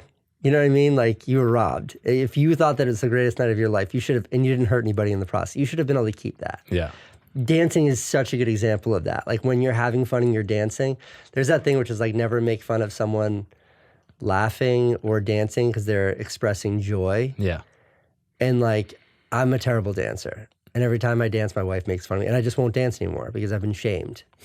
She stole that from me. Yeah. In that video, stole that from you. But Yeah. my daily vlog was a very sober, both literally and figuratively. Like it was very deliberate in what I captured, what I shared, how I captured it. I knew what I was doing. So it's not that the romance has been taken from me. I think that there's other downsides to it. Like I think in the moment, you know, for those 800 days, like I lost out on a lot of life because I was so focused on one, like what was I doing that could be shared in a way that was communicable or compartmentalizable, like in a way that I could form and pad into a 3-act narrative. Like, okay, this is the first act. I came here to go on your podcast. I skateboarded over here in the rain. That's a cool little segment. I want to show this tent, like how awesome this is. That's fun. This is the first 4 minutes of an 8-minute video. Got that locked in. That's what would be going through my head. Instead of like you showing me around your space and you telling me the stories of this space, we're just doing that because you're my friend and we're having a human experience, and that's lovely. So the downside, the romance that was lost, is like that was stripped from me. And then there's all these sort of secondary and like tertiary invisible shockwaves because of that, like impacts because of that. Like because that was the case, I would be like filming you, like tell me about the tent, and I'd be like, I wouldn't be engaged with you. And it'd be a different version of myself. So I'm trying to get something from you. So all of a sudden, like, you're not having a real experience with me either. Those sorts of things were like how it negatively affected my life. And I don't want to overemphasize those because I had a very good grip on them. If like, okay, like filming in here is not going to work because the light's not right, that's a lie. It would be perfect in here. But if I thought that, then I would immediately put it away and I would just be here and be human. And I was good about that. But like, you know, for the 3 years I did that, I almost never fought with my wife, despite the fact that we were on the verge of divorce for those 3 years, because it was so much pressure, me working that much. But I wouldn't fight with her because I needed her to be in the videos. So anytime there would be a conflict, no matter how big of a deal it was to me, all that was going through my head is like, how can I get past this and make things right because I need her? And that's bullshit. Like that was a really gnarly thing to do that I look back on and like, Jesus. But as far as like looking back at those videos now, so I started it in like 2015. It's 2024 right now. It's like I never watched my videos. I would finish them. I edited every one myself. The minute I click upload, I have to start thinking about the next day. So there's a very practical reason, but also like I don't need to go back and watch my own video. I don't like the sound of my own voice. I worked hard in it. It's done. I'll move on in life. So I've never seen any of my vlogs, despite when I edited them. And now it's like for the first time in my life, when I see them, I'm like, whoa. Like, look how young I am, obvious. But then also like, look how different of a person I was. I was more curious then. I was like more excited then, more enthusiastic. I was like more naive then, more playful then. Like, I was truly a different person then. And I think what's interesting is like, how long have you been married? 3.5 years. Okay, you can like go back and look at your wedding photos. You can go back and look at your wedding video. And you can see that, but what you're seeing is sort of like, you know, a calculated version of that. I can go back and look at my childhood videos. My mom had the camera out like on holidays. She had the camera out on some of my birthdays. She had the big VHS camera. But what I have is like 800 days that actually show me. So I don't just get to see what I look like, I get to see who I was. And it's crazy how much we change as people as we get older, but like, we're frogs in boiling water. You don't notice it. And I have this thing, this vivid portrait, 800 of them, of exactly who I was.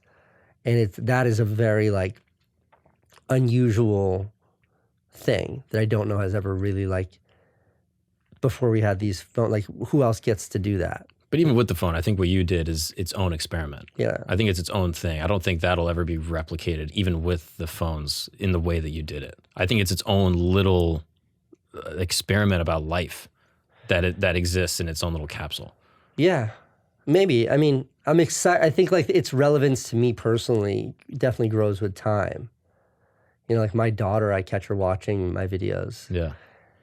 She likes to find the ones where she's a baby in them. And like I try to imagine like what a weird fucking thing. Like what is that like for her? And I think that like when I'm my dad's 70 or 72 or something like that, like, and if I'm 72 and I get to go back and watch my life day after day after day from when I was 35, I just imagine like how profound of an emotional experience that would be. Yeah. You can't lie to yourself. There's no part of you that can be like, oh, in this time, for better or for worse. Like for this time, when my daughter was 1, I was, the best dad ever. You can look back on it and be like, oh, maybe at this day I was actually frustrated at her, and I remember it because it's all real. And I think that can keep you grounded, actually. There's no narrative you can make to get yourself out of the objective truth. So maybe it's a benefit.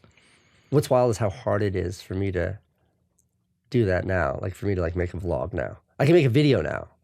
I love making videos. I still make videos all the time. But like to do a video where my plan is just to sort of capture my day, like I struggle so much. In what aspect? I'm like second guessing, like, why am I doing this? This feels so like egotistical. Like this is like, I don't want to like talk to the camera about what I'm doing. Like I hate that guy. That guy, I don't think of like the younger version of myself. I just mean like, I don't know. I think it's a confluence of factors. I think it's like me looking at YouTube and social media influencers and being like, oh, they're so fucking lame. And now if I'm doing that, like I'm part of that. All of this sort of like very introspective, anxiety-inducing, very like insecure, I guess is where it comes from. But like all of that is just percolated up to the surface versus back then when I was just kind of in this vacuum and it just made total sense. I can't get back to being the person that was able to do that every day. And I've tried. That person's just fundamentally a different person. I think so. Yeah. And do you think the motivation changed, or do you think it was self-awareness that person was just kind of like blissfully ignorant, like, yo, I'm just going to keep making these every day. Who gives a shit? Yeah. Yes is the answer to that question. Like, yeah, I think you said it very well, but like there was this sort of blissful ignorance. There's also like, in 2015, which is when I started, I'd been making movies or in whatever capacity for a living for 15 years. I had 2 movies in Sundance and 3 movies at the Cannes Film Festival and a show on HBO and directed TV commercials and music videos, ones that didn't totally suck, and like made 100 viral videos that I, done all kinds of work before then. But it really felt like with that daily vlog that I found success in a way that I'd never touched on before. Yeah. And a lot of that was because of the way that YouTube quantifies it. Like I could literally see my audience going like that. I could see subscribers. I could see like every month you get paid out, like that number going up. So it was all of these tangible metrics that was like gamified. Yes, holy shit, success. And I was so excited by that. And then I also genuinely believed in what I was making. Yeah. When I finished my edit, I'd be like, this is a really great video. I'm really excited, genuinely excited about this video. It's a win-win. You love it. They love it. What's the Every problem? day. Yeah. And that's something that is just like, I still love the videos that I make, but like when I try to make that video, like an example is, I get offers all the time, like go to interesting places and do interesting things. And I just make videos about it. And holy shit, is that hard for me. It's so hard.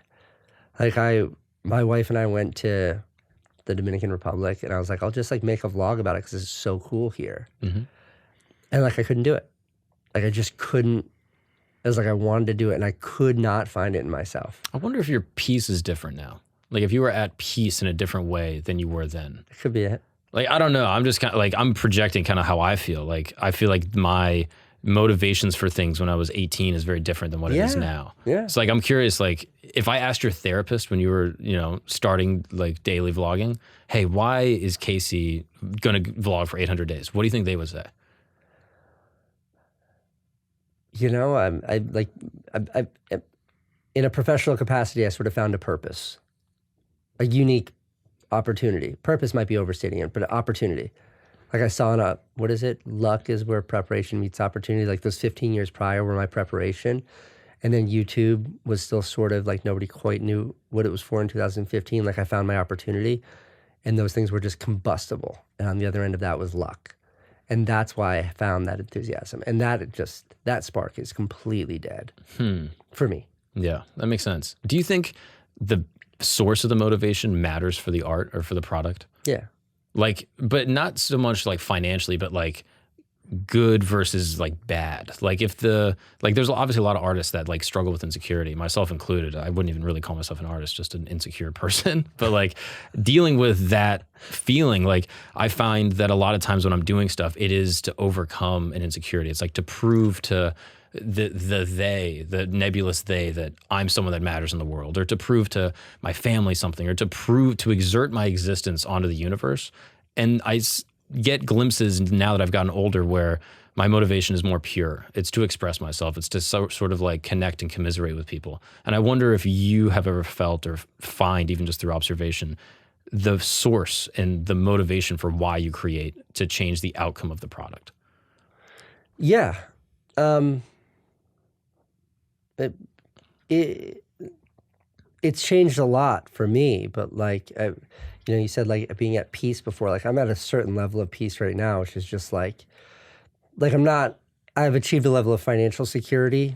Like I definitely have to work. I can't not work again without having my whole, like life collapse. But I have a level of financial security now that I've never experienced before.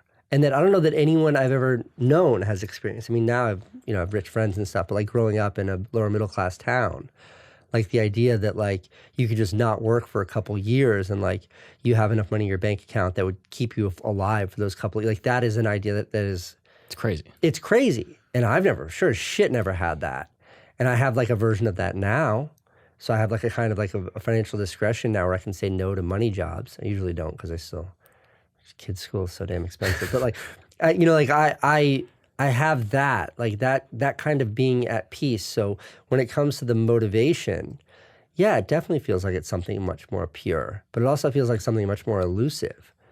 Like, like I made a movie about running a marathon. It really is a movie about perseverance, but like once I finished that marathon and achieved my goal, which took 17 years for me to do, I was so excited in that moment. Because I was like, I get to tell this story. Like that motivation is so elusive. Yeah. Like that sense of like, I cannot wait to put this to paper. Mm-hmm. And for what it's worth, like I wasn't going to make a Vision Pro movie. And the thing came in the mail and like sat in my office for a couple hours and I was playing with it. And then I took it off and I was like, I watched every review of it. Well, how come nobody's taking this thing outside? Crazy, right? That was the first thing I thought when I started video. I was like, oh, he's living with it. Right. Which is what Apple wants you to do. Yes, and nobody had done it. And I was like, I watched all these great videos, because I love all those tech reviewers, one of my favorite genres. Marquez Brownlee is like my favorite YouTuber. But I was like, why didn't anybody take this thing outside? And then I was like, oh shit. And I called my buddy, I was like, Jordan, the sun goes down in 2 hours. Let's make this video right now. And we just shot the video. Like that kind of motivation is really fun. Yeah. But it's hard to prescribe. And I talked about it in the early episodes of my daily vlog, but my ability, our ability, any creative person's ability to talk themselves out of making something is like one of their greatest strengths. There's always a reason not to do a podcast. There's always a reason not to build a tent. There's always a reason not to do something. And one of my favorite aspects of having a daily show, and the reason why I couldn't take any days off, even though my wife never understood this, and she was right not to understand this, is because the pressure of having to upload every day no matter what was a motivation that I'd never had and I fucking loved. Don't have an idea today? Fuck you. Make me a video. Like not doing anything interesting, go fuck yourself. Like figure it out. Like when you're not traveling, you're not doing this, like you're doing the same thing you did yesterday, like too fucking bad. Make a video. And I was the one holding the gun that was pointed at my own head. Like there was no external, but like that self-imposed rule was wonderful. I loved it. Yeah. Like I run every day, 7 days a week. I don't take days off. And there's a parallel with that and being sober. I'm not sober, but like my brother Van now has been sober for I think over a decade. It's unbelievable, like the success that he's had. And I'm very close to a lot of people that are in the program, and they've explained to me like this beautiful idea about drinking and not drinking. And it's like, when you decide that you're sober and you're not going to drink anymore, then you don't have to make a decision every day. You don't have to decide every day, am I going to drink or am I not going to drink? Me with sugar. Every day I wake up This is a true story. Right before I came here, I went into my office, and there was that fucking box of cookies with one left. I ate every cookie but one. And last night, like this morning when I was like having fucking diarrhea under the Brooklyn Bridge in a porta potty during my run, because I ate so much sugar last night, I was like, I'm done. Like I cannot eat any more sugar for a while. And I go into my office and there was that one cookie there. And I was like, if I eat this, then like I'm gonna be making a decision for the rest of the day. Lunch is gonna roll around and it's gonna be like, should I get that little bag of M&Ms? I already had some. So like, not only did I throw it out, I sprayed WD-40 on it. Okay. Because we talked about drugs and addiction. I will go into the garbage and pull out that cookie. I fucking love cookies, man. Yeah. But like, with running, I run every day. So it's not like raining yesterday. Doesn't even occur. Raining this morning, just go. Put my phone in a Ziploc bag. It doesn't matter. Snow, doesn't matter. Sleet, hot, nothing matters. You run every day. It's not a decision. And when it comes to making a video now, I make that decision every day. And I can always find a reason for no. I have to help my wife write this letter. I promised I'd do this thing for my friend. I want to come record a podcast today. I'm leaving town next week to go to a speaking engagement, getting this trip for my birthday. All these great reasons. I have to call my brother, I have to talk to this friend, my buddy upstairs needs help with something. All these great reasons not to make a video. But when I was doing it every day, it didn't matter. Fuck you, make a video. It became your run. And I loved that. I loved that. So I went down this road because you asked me about motivations. And it's interesting because being like, well, I'm at peace now and I don't need to is true, but it's also bullshit. It's also like a very warm blanket of excuse blanket to like snuggle under and be like, yeah, but I'm at peace now, so I don't need to. I struggle with this. And I don't know if it's bullshit. I might just be like, we might just be better men. I genuinely go back and forth. I look at The Last Dance with Michael Jordan and I go, I feel like his motivation isn't really that pure. I feel like he's wanting to prove people wrong. He's making up arguments in his head. Like it seems like an energetically toxic source, but the outcome is that he's the greatest ever. And the toy between greatness and peace almost seem like they're at odds with each other, and that gives me dread because I would like to do both. Yeah, this is like, I mean, this is existentialism 101, but it's like everyone who's ever done anything great, every song that played before we started recording this podcast, the man who's responsible for building this device, like the person that invented the handgun, everything that's great in this world, everything that's great is because behind that there was a person who was fucking possessed. Trying to bang chicks. Yes. Or just like, a person who's completely obsessed with whatever their craft might be, whether it's engineering and designing an airplane or it's playing a game of basketball, because they were obsessed. That's why they did their, whatever greatness was their contribution to this world. But on the other side, like, you're going to be dead. So it's like, who are you doing it for? You asked about legacy before. Like, it sort of comes back to that. And like, the people I understand in this world are people like Jeff Bezos. Guy made it to like 50, or however old he is. He's got $1 gazillion. And he's like, fuck it. And he goes and finds some like hot chick with big boobs and like a 600-foot yacht. And he's like, fuck you. I'm done. Yeah. This is what I want to do. That makes sense to me. Yeah. I get it. What doesn't make sense to me is like Elon Musk. The guy's got 50 companies he's running. He buys Twitter. He like lives in a mobile home or wherever, but doesn't have a place to live. Doesn't give a shit. It's just go, go, go, go, go, go, go, nonstop. Steve Jobs. He was like working, doing iPhone demonstrations like a week before he died. Yeah.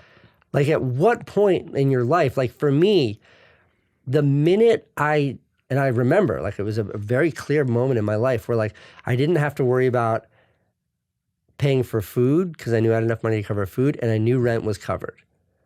Like once I achieved that point, like 95% of my financial motivations in life went away. Yeah. Before that, it was like, I'm going to be a billionaire. I will not stop until I'm a billionaire. Really? You thought that at one point? Completely. Because being broke was the most, I made a video about this, but like being broke, when you were broke, and I spent a lot of my life broke. Like when my first kid was born, we got like free diapers, free milk from the state, got welfare checks. And even so, it was like, I remember like driving my car and never going over the speed limit because one speeding ticket would have thrown off my finances to such a degree I wouldn't have been able to recover from it. Like that close. It would $25, $50 a week to spend on groceries, $20 a week to spend on gas. Like that was like how tight the budget was with a baby. Like truly, truly being broke. I remember like my kid went to school in Connecticut and I would like go there 3 days a week to be with him. And then he was with his mom the other 4 days and I'd be in the city those 4 days after I moved to New York City and she and I broke up. And like there were some times where like I couldn't afford the train ticket. So it was either like the train ticket or I could pay my like child support. So I was like, I didn't get to see my kid. Yeah. And like sit crying like as a lonely, like that's how it's being fucked. broke. When you don't have money, it is all you think about. Like I remember like stealing food. I remember like famously like house sitting for this model that I met because she was going to work in London. And like she didn't come back. She extended her trip by 2 weeks and we ran out of cat food. And it was like the cats eat or I eat. And like those cats, she came back, those cats were fucking skinny. They were skinny. They were models. They went from having 2 cans of cat food each per day to both cats sharing 1 can a day. Because it's all I could afford. Being broke is a defining, like there's a point in your life where you never mature from. You never grow past it. It's like a state of arrested development. It's a trauma. That is who you are. It's trauma. And I will never, ever grow past that. What's up, guys? We're going to take a break really quick because we got to talk about your amazing dick game. Yes, you right now, listen to my voice, my deep, soothing voice. You have an amazing dick game. Mm-hmm. Or maybe you know someone with an amazing dick game. Maybe you got a boyfriend. Who knows? But if you have an amazing dick game, there's a way that you can make it better. And that's with the good people over at Bluechew. Mm-hmm. Bluechew is an amazing service that basically delivers a chewable tablet that has the same active ingredients as Viagra, Cialis, all that stuff, but this is the chew. And it's at a fraction of the cost. And it's never been easier to get your hands on the greatest dick game of your life. Mm-hmm. Never been easier. I'm telling you. You can go to bluechew.com and you can submit all your information to a licensed person, a legit person that will then mail you a discreet, very unassuming, but very, very powerful package. You know what I'm talking about? The powerful package to your home. That's how easy it is. You don't got to go talk to a doctor and be like, yeah, you know, I want, nope, easy. You got to just go on the internet, bluechew.com. I want to get the best dick given of my life. And that's how you do it. Easy as that. And for the listeners of this show, of this program, you are going to get free first month of Bluechew. Mm-hmm. You're going to be getting Bluechew for free. All you got to do is pay $5 shipping. That's a cup of coffee. Black to be delivering that BBC. You know what I'm saying? That's bluechew.com, BLUECHEW.com. Use the promo code Gagnon, GAGNON, and receive your first month for free. That's bluechew.com for more details and important safety information. And thank you so much, Bluechew. I'm telling you, man, check out this product. Even if you're one of these people that's like, I don't know, I don't really need it. What are you talking about? It could be better. It can always be better. Let's say you're in the 1%, you're about to be in the 0.01% with Bluechew. Now let's get back to the show. So you're basically saying that basically you were so broke that you hit a number where you were like, oh, wait, I'm good. Yeah, you said. You didn't want to be a billionaire. Yeah, anymore. when I was that broke, all I thought about, could fantasize about was being a zillionaire. Like not like having enough money to pay rent. That wasn't the goal. The goal then was to be like the guys you saw on TV. The goal then was to have 50 cars. The goal then was to have a private jet and to have all these things. Because you're like, money is such a pain point for me in every aspect of my life. Got to get to Brooklyn to meet a friend. It's like, shit, how am I going to get there? Like, shit, like I don't have my bike got stolen. Like everything was under like a pair of glasses in the whole world. Everything is through that lens. That lens is money when you're broke. And everyone who's broke that's listening to this knows exactly what I'm talking about. And so when I was there, all I fantasized about was being ungodly rich, like lotto winning rich. And then the minute that like screw started to untighten, like I remember like when I would direct TV commercials, like I'd get paid $10,000 was like a day rate, which is a bullshit way to define it. So it would take a month. So I'd get paid for $10,000 for a month worth of work. And then typically it was my brother and me, so we'd split it. We get $5,000 for a month worth of work, and we get like 3 of those a year. So it wasn't a lot. Yeah. But like when that check would clear, and you'd be like, fucking $5,000. Richest person in the world. Yeah, completely. Yeah. You just felt like a different person. So when I got to a place where, like I had a savings account, And like I remember like every month sending, it was $500 a month, and then sending $1,000 a month off to the savings account that I wouldn't touch.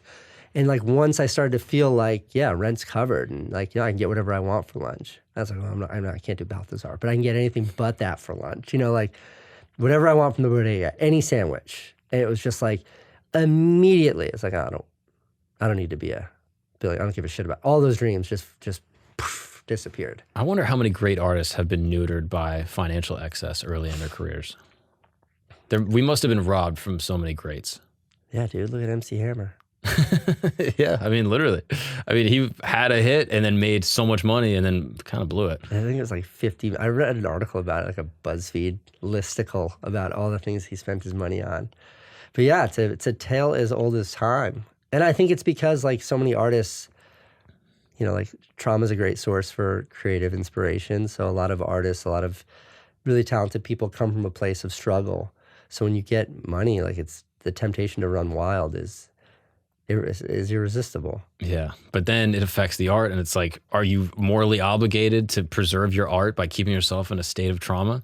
Like I see a lot of like overweight comedians that are like, yeah, man, I'm trying to lose weight, but like, then like my closing joke kind of like, I don't, and like I literally think it becomes like a mental roadblock for them. Or like I hear so many comics like talk about like bad things about their life, and I think that they have a subconscious resistance to fixing it, because it is a source of so much of their art. And the art is a thing that's making them happy from all the trauma that they're feeling.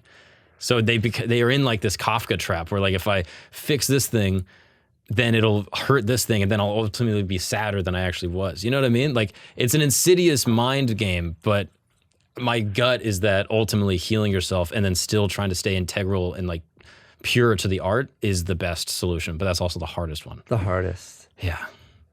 I think like you asked me what's bothering me. I talked about all these like crises in the world. And then I, like my favorite thing is I do books on tape when I run. Not always, really hard to find the right book. It has to be, because I read physical books, because I'm a really slow reader. I have to read with a pen. It's the only way I can. Mm-hmm. And so for a book on tape to work, it has to be like a movie. I have to listen to it as if it's a movie. Fiction? I just can't do fiction. Oh, it's all nonfiction? Only nonfiction. Oh, really? Only, yeah. Like what? No. What are the things? So like the book that I'm reading, the audio book that I'm reading or listening to right now, which is it's exactly the right recipe, where like I run more miles because of it, is this fantastic book about the Cuban Missile Crisis. And it's a minute by minute book in chronological order of like the 11 days of the Cuban Missile Crisis, when like the world was on the brink of total nuclear war, like right on the edge. What's it called? It's so good. I was like, when I showed up here and I had my headphones on, that's what I was listening to, because I like didn't finish my chapter this morning. It's called 1 Minute to Midnight. Oh, wow. Great title. That's perfect. And then like that book that Joe Rogan talks about all the time, Chaos, about the Manson murders. Yeah. I mean, that book, I like would get back to my house and be like, fuck it. And I'd just go run another 5 miles. I needed to finish the chapter. Have you listened to Endurance by the story of Ernest Shackleton? Dude. Okay, this is one of those exact books. It's yeah, exactly. I mean, I don't want to pile you up. No, but Endurance is amazing because it's literally the greatest exploring story of all time. I remember it was the thing when I would be in the gym, I would listen to it or I would read it, and before I would read it, or before I'd go to the gym, I'd read it, and I would be in the gym and I'd be like, I'm not a pussy. Right, like I can run through a brick wall right now. These were Iron Men in wooden boats is like the slogan. It's like the men were so tough, and they're in the Arctic swimming, literally like in boats, getting filled up with Arctic water in the middle of winter, and they would rather be in the water in the boats because the water was actually warmer than the air. Like, think about the amount of suffering, and it was months and months and months, and I'm over here being like, oh, I don't want to clean up. I don't want to clean the house. And it's books like that and inspiration like that where I go, fuck it. So you're making my point exactly. Like, the reason why I read a book like that, listen to a book like that or read a book like that is it reminds you like how fucking silly your problems are. And like the reason why like is I try not to look away from all like the tumult happening in the world, no matter how hard it is to look at, is to remind you how good you've got it and remind you how fucking insignificant your problems are. For me, that is the path to happiness, because like we're all fucking narcissists, and I think like the hardest hard, is the hardest thing you've ever experienced is the hardest thing you know. And it's like this idea that everything's relative, I think is fucking bullshit. It's not. It's not. Everything relative is in like, well, like, no, like a young woman living in Darfur, like she only knows a life of hardship, but like, you know, I'm from the Upper East Side and my hardship is different, but it doesn't mean that what I'm dealing with is harder for me than it is to deal with. Like we're all and it's like, no, it's not relative. It's fucking not, okay? Like your Upper East Side problems is objectively better. Like you ran out of Vyvanse a week ago and you don't know what to do. Like fuck you. Like, do you know what's going on in South Sudan right now? Do you know what it means to be a woman in South Sudan right now? It's not relative. It's not. And I think it's so easy to forget that. And the reason why, like, I look at it, I won't look away, is because then, like, when the book closes or the news channel gets turned off or like the newspaper gets pushed aside, I come back and look at my life, and it's like, I was like fighting with my wife this morning because, like, you know, like somebody crashed into her car and the insurance company now is only going to pay for like to get a different, and it's like, I don't think we should spend money on a car, but maybe we should get a bigger car and we have a disagreement. And it's like, I will not let that bother me. Yeah. Like that cannot bother me. Yeah, I don't know if any day of stress I've ever dealt with is anything close to what like Winston Churchill dealt with. On his best day. Yeah, like Neville Chamberlain. Like what was that like? Fuck Neville Chamberlain. But like the fact that, fucking coward, the fact that like so many people on this planet would kill for your worst day. Yeah. They would kill for your worst day. Yeah. And then if you look at the scope of human history, like, would you rather be like a middle-class person in America today? It's better to live now. Yeah. That book, there's a great book, The Rational Optimist. And it just talks about how far we've come. And it's like, you get sick, you get hurt, we have hospitals here. Yeah. No, we don't have health care, and you're going to be paying for it for the rest of your, you still get But we know what germs are. Yeah. That's pretty good, yeah, right? Man. Germ theory is pretty sick. Penicillin. Yeah. No, so it's like the more you can appreciate how good you've got it, the easier it is to be happy and satisfied with life. And I think we, especially like we privileged Americans, it's so easy to lose perspective. And it's like, no, once you realize that, like what I used to say back in the day is like, what's going to happen if I fail? I'm going to be broke and have to live in a trailer park on welfare. I did that. It wasn't that bad. Like that's failure. That's the bottom here in America, is being so broke you have to take money from the state. And you have to like live in a shitty Section 8 housing. That's the bottom here in America. The bottom here in America isn't being in fucking Darfur, or having your arms chopped off, or your house blown up, or being murdered, or whatever awful shit that they're facing, other people are facing around the world. We've got it pretty fucking good. Yeah. And the sooner you can appreciate that, the sooner you'll feel good about your life and like be thankful for what we have. That's why I like how much you talk about your children and just children in general. I don't know. I personally kind of feel like it's hard to find like outspoken entrepreneurs that had children young. And I think that it's really cool the way you talk about kids, because I don't have kids yet, but in my experience from my siblings, kids decentralize you and they make you stop navel gazing, and you're now no longer able to be the same narcissist that we all naturally want to be. And that I think brings an immense sense of joy. Like being able to take you out of the main character role of your life and be like, okay, my focus is on something else. I think Jordan Peterson said that the greatest way to be unhappy is to constantly think about yourself all day. Yeah. And I think by reading about great men, great people in history, great men and women, having kids, decentralizing yourself and giving perspective to your struggles, I mean, that will, I think, make you 90% happier.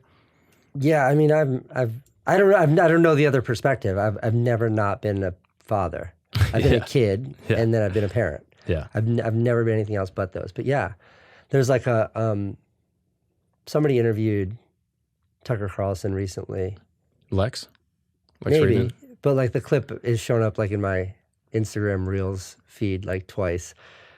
And I don't know what he asks Tucker Carlson, but Tucker Carlson is like, have kids, have them immediately, and have a bunch of them.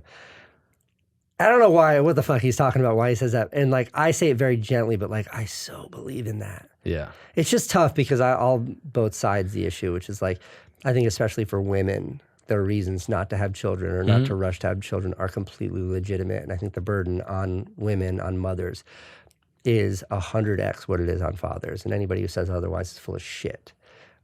So I understand. And I think the reasons to postpone having kids or the reasons not to have, they're all legitimate. And I would never, ever push back against any of them. But for me and my lived experience, it's like having kids is the greatest thing ever. Like what an unbelievable joy. And like what in the most raw human animalistic thing, like what's our fucking purpose here if not to procreate?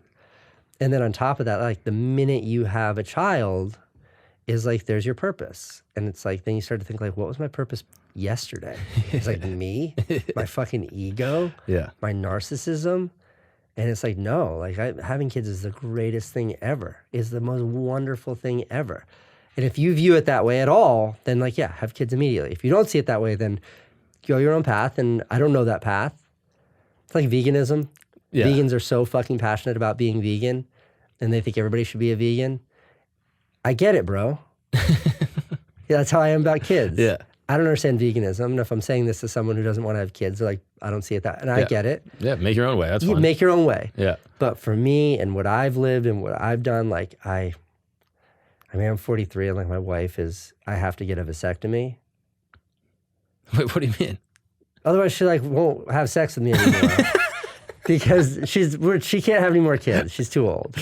And we don't want to have more kids. We've got two wonderful kids. Like we're as lucky as can be. And there's no point in the risk at our ages to have kids. It's a very risky, scary thing. We both decided like, we're good. I have 3 kids. Very lucky. So I need to have a vasectomy. And that's the deal. She's like, there's other ways, Casey. She's like, there's other ways. There's no. She's like, I will give birth twice, but you have to get a vasectomy. And I'm like, that's a very fair deal. Okay, I have like canceled my appointment for like 18 months now. I don't want to get into your business, but like, is it possible to still, like at your guys' ages, like you could still have a kid? Yeah.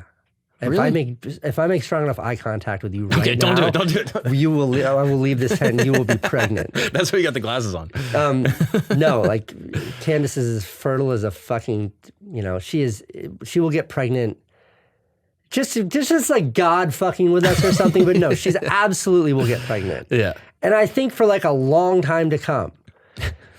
But I think like part of the reason for me not wanting to go get snipped is like definitely my irrational fear of like letting somebody with a knife anywhere near my sensitive bits. I feel the same way. That like, I don't think it's rooted in anything logical. No. But in my brain, I'm like, it is the life force of me. Yeah. Like why? Like, by the way, don't ever say that to a woman who's given birth. No, of course not. She's gonna be like, do you know what I had to go through? Do you know what an asshole you're like? She had to grow a human inside of her and then have that human leave her physical human body. Oh no, what they did is way greater of a sacrifice. It just destroys everything from like the fucking eyebrows down for like a year and a half. And just parts having to get put. And all we have to go is like an outpatient thing. Like it's like a 20-minute procedure. Yeah. Like they're like, don't go on a trampoline for at least 24 hours. And you're like, okay. Trampolines. I know, but I love trampolines. I love it.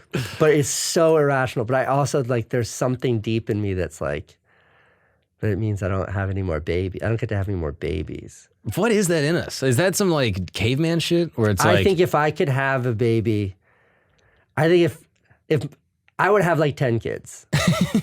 And no question. I'd have like 15 That's kids. what my parents did. They had 7. Really? Yeah. My mom's one of 8. Yeah, it's kind of awesome. But I don't think my mom's parents wanted any kids because they all a fucked up fucking family. My God. Yeah, but that's what you did back then. It's like, all right, now we just have children. Just don't stop. But yeah, it's sort of automatic. I would have kids because I love kids. My baby daughter's 5 now. She's like, you can like converse with her. She's like smart. She like reads. And it's so heartbreaking. It's so sad. It destroys me. No more babies. No. And it really, truly breaks my heart. And I'm already like, I talk to my wife and it's like, what are we going to do when these kids move out? And she's like, Casey, she's 5. She can walk around. Yeah. It's just like, it's my scariest thing. Like what I've only ever known being a dad. And I don't know, and I have a 26-year-old. You stop being a dad. It's a different fucking weird thing. Kind of like a mentor, friend kind of situation. You have a role, but it's much more of a title than it is a role. Yeah. I talk to my dad once a week. But like my baby daughter, I like dress her this morning, brush her teeth. And yeah, it is. I've seen it with a lot of my siblings where like there is a inflection point where it's like they're babies now, but then they're going to turn 13. And then I'm going to be sort of a parent to a teen, and even that'll be different. So different. And then they'll drive, and then I'll kind of be a different thing again. And then they'll turn 18, and I'll be a different thing again. But like watching them grow up from babies, and then also from like a selfish perspective, like you get to see what like how parenting manifests and like learn things. Like I go so out of my way, like to the point of obsequiousness, but like in the morning, I always wake them up. And I am like fucking shooting rainbows from my eyeballs because I just think the happier their wake-ups can be in the morning, that like it'll set their day off in the right direction. So I am just like fucking singing and dancing. I've also been up for 3 hours and run like 10 miles before I wake them up at 7:30. But I'm like singing and dancing into their bedrooms. I always wake them up with like their favorite treats in bed. Like I have a whole morning routine so they can have the happiest morning possible. Yeah. Because, and like that's like, there ain't no 16-year-old's gonna want like me singing and dancing in there. But they will appreciate it though. I want to have kids now, I'll be honest. Like I want to, and people kind of call me crazy for it. No, you should have 1,000 kids now. You should have kids immediately. You should have kids today. I'm slightly concerned about raising them in New York. Nope, greatest place in the world to raise kids. Really? The greatest place in the world to raise kids. There's a caveat, which is that you have to have a pretty heavy caveat, which is that you have to have money. You don't have to be rich. But I couldn't imagine. I raised my son. We were mostly in Connecticut where he was in school, but having him in New York when I had nothing was very, very hard. But I have a friend who makes a decent living and lives in an apartment. It's tough because their apartment's not big, and their kids are in public school, and public schools in New York City are great, and he deals with burdens and things like that. But it's just like, my daughter gets on the subway and she's like sitting next to all kinds of different people from all over the world. She's interacting with all kinds of different people, socioeconomic, racially, like people from all walks of life she encounters every single day. Think about what that does for her, like humanity. Like my daughter's school, her Hebrew school, her ballet school, her gymnastics school, her acting school, her favorite restaurant, her favorite grocery store, her favorite like playground, the coffee shop, all of those things are within like a 5-year-old on a scooter away from where we live. Think about what that does. Yeah, a lot of things come online. Yeah, think about the amount of people she interacts with in any one of those directions. Like it's my daughter's learning about in school like how the Brooklyn Bridge was built, and then when they finished like that lesson, they all got to do a field trip to go up to the Brooklyn Bridge. Like no, I think it's an absolutely magical place to raise children. Is there a downside? There's a fucking downside. If you've ever been outside in New York City before, it's fucking chaos. That's my thing. Like, I'm not really worried about them when they're like little babies, like with me, but then they're going to turn 12, 13 and be like, hey, let me run to the thing. Like, I don't know. I do know that like the amount of people that I went to high school with in the sort of like cow farming fucked up town in southeastern Connecticut where there was like a sub base, and when like the president would go from being Republican to Democrat, and there'd be defense spending cuts. All my friends' parents would lose their jobs. Like the amount of people I know that died of fucking fentanyl overdoses and got addicted to opioids and car crashes and DWIs and all of that shit. And from my own experience in life, like I think boredom is the most dangerous thing for young people. Without question, boredom is the most dangerous thing. And New York's got 99 problems, but like lack of stimulation is not one of them. And it was like we tried to live in LA for like a minute, disaster. And I remember like the thing that freaked me out the most was the young girls that would dress sexy. And when I say young, I mean like very young, like like 12, 13, like belly shirts. And it's just like Kenneth and I being like, what is this? Yeah, like, crazy. Why is that okay? That is so inappropriate. And we come back to New York and we're like walking around, and it was like a summer night, and we're trying to decide like how and when we're going to move back. And we see like a gaggle of unsupervised teenagers in like Battery Park City. And they're all dressed like grunge is how kids dress these days, like in the 90s. Like Kurt Cobain is how they're dressed like you're dressed right literally. now. Just like that's how they're young lesbians. And they're these they're these kids, and they're like sitting in a group, and like black kids, white kids, like all walks of life, and they're like smoking pot. And we like walk by them, and Kenneth and I look at each other and we're like, I'm completely okay with that. Yeah, take that every day. Like if that is what sneaking out and being bad is, I am so okay with that. Yeah. And not to generalize, like I know there's like lots of badness that occurs here as it does everywhere else, but it's like there's something about the stimulation in New York City that subverts that kind of boredom, and that it is always that boredom. Yeah. I was such a bad kid. Like drugs, fighting. Because there's nothing to do. Crime, there's nothing to do. It all stemmed from being just bored out of my mind. Is it difficult raising kids away from your parents? I mean, my parents were, they get divorced when I was like, I don't know, 13 or something like that, 14. So like my parents mean well, but they're not like, can you guys watch the kids kind of parents at all, ever. I think my dad has watched one of my children once when Candace and I went out to dinner. A great guy. I love my dad to death, but like that's not his role. Right. We have a different relationship. My wife's parents are the opposite. They're amazing. Like that's awesome. They don't live here and they fly here to watch the kids so we can go away. Like they're great. But yeah, having that support system is huge, and we don't have that. That's interesting. Because my parents are in Florida. My wife's parents are in Florida. And I look at that, I'm like, No income tax in Florida. You know what I mean? Yeah.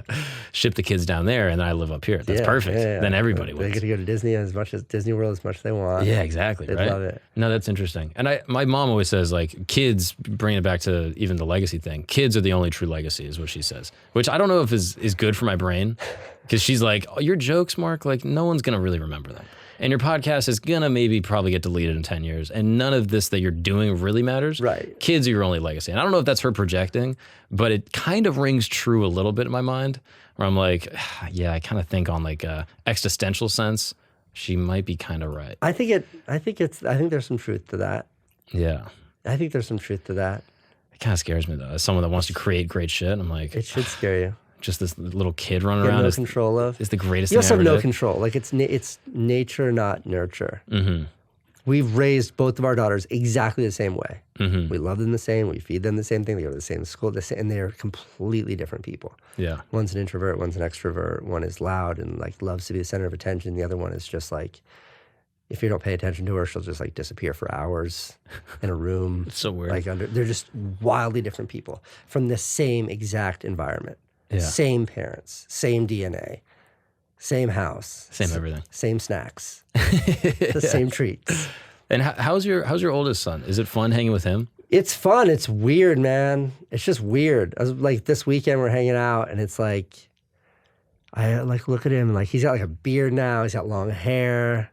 He's super handsome. He's taller than me. I look at him, and I'm like, where's that kid? I'm like, where's that? There he is. Like, where's that baby? And it's also hard because, like, like he went away to New Zealand and Australia for 18 months. And, like, we chat on WhatsApp. But, like, when I was 26, I was running around the world. And, like, I didn't talk to my parents at all. Yeah. And just, like, having him be that far away, it's just very strange. I think the hardest part from a narcissistic perspective, like, look, for me, is not knowing what my role is. Like, what, like, do I parent? Like, do I give advice? Like I love them to death. Like, what do I do? It's weird. I think about this with my parents because I think me and your oldest son are probably about the same age, roughly. And so I look at my parents. That's crazy to think about. I'm 27. He's probably 25, 26 or something. So I look at my parents and I'm like, should I take a more active role in including them in my life? Like, should I reach out to them more? Should I give them a role in my life? Like, from your vantage point, being kind of in the role of my parents, like, what should I do? I have no fucking idea. I genuinely, like, I have no idea. That is such a hard question. Should I write them letters? Like, are they, I don't know. Owen writes me letters. Like, really? Yeah, like physical letters, which is so cool.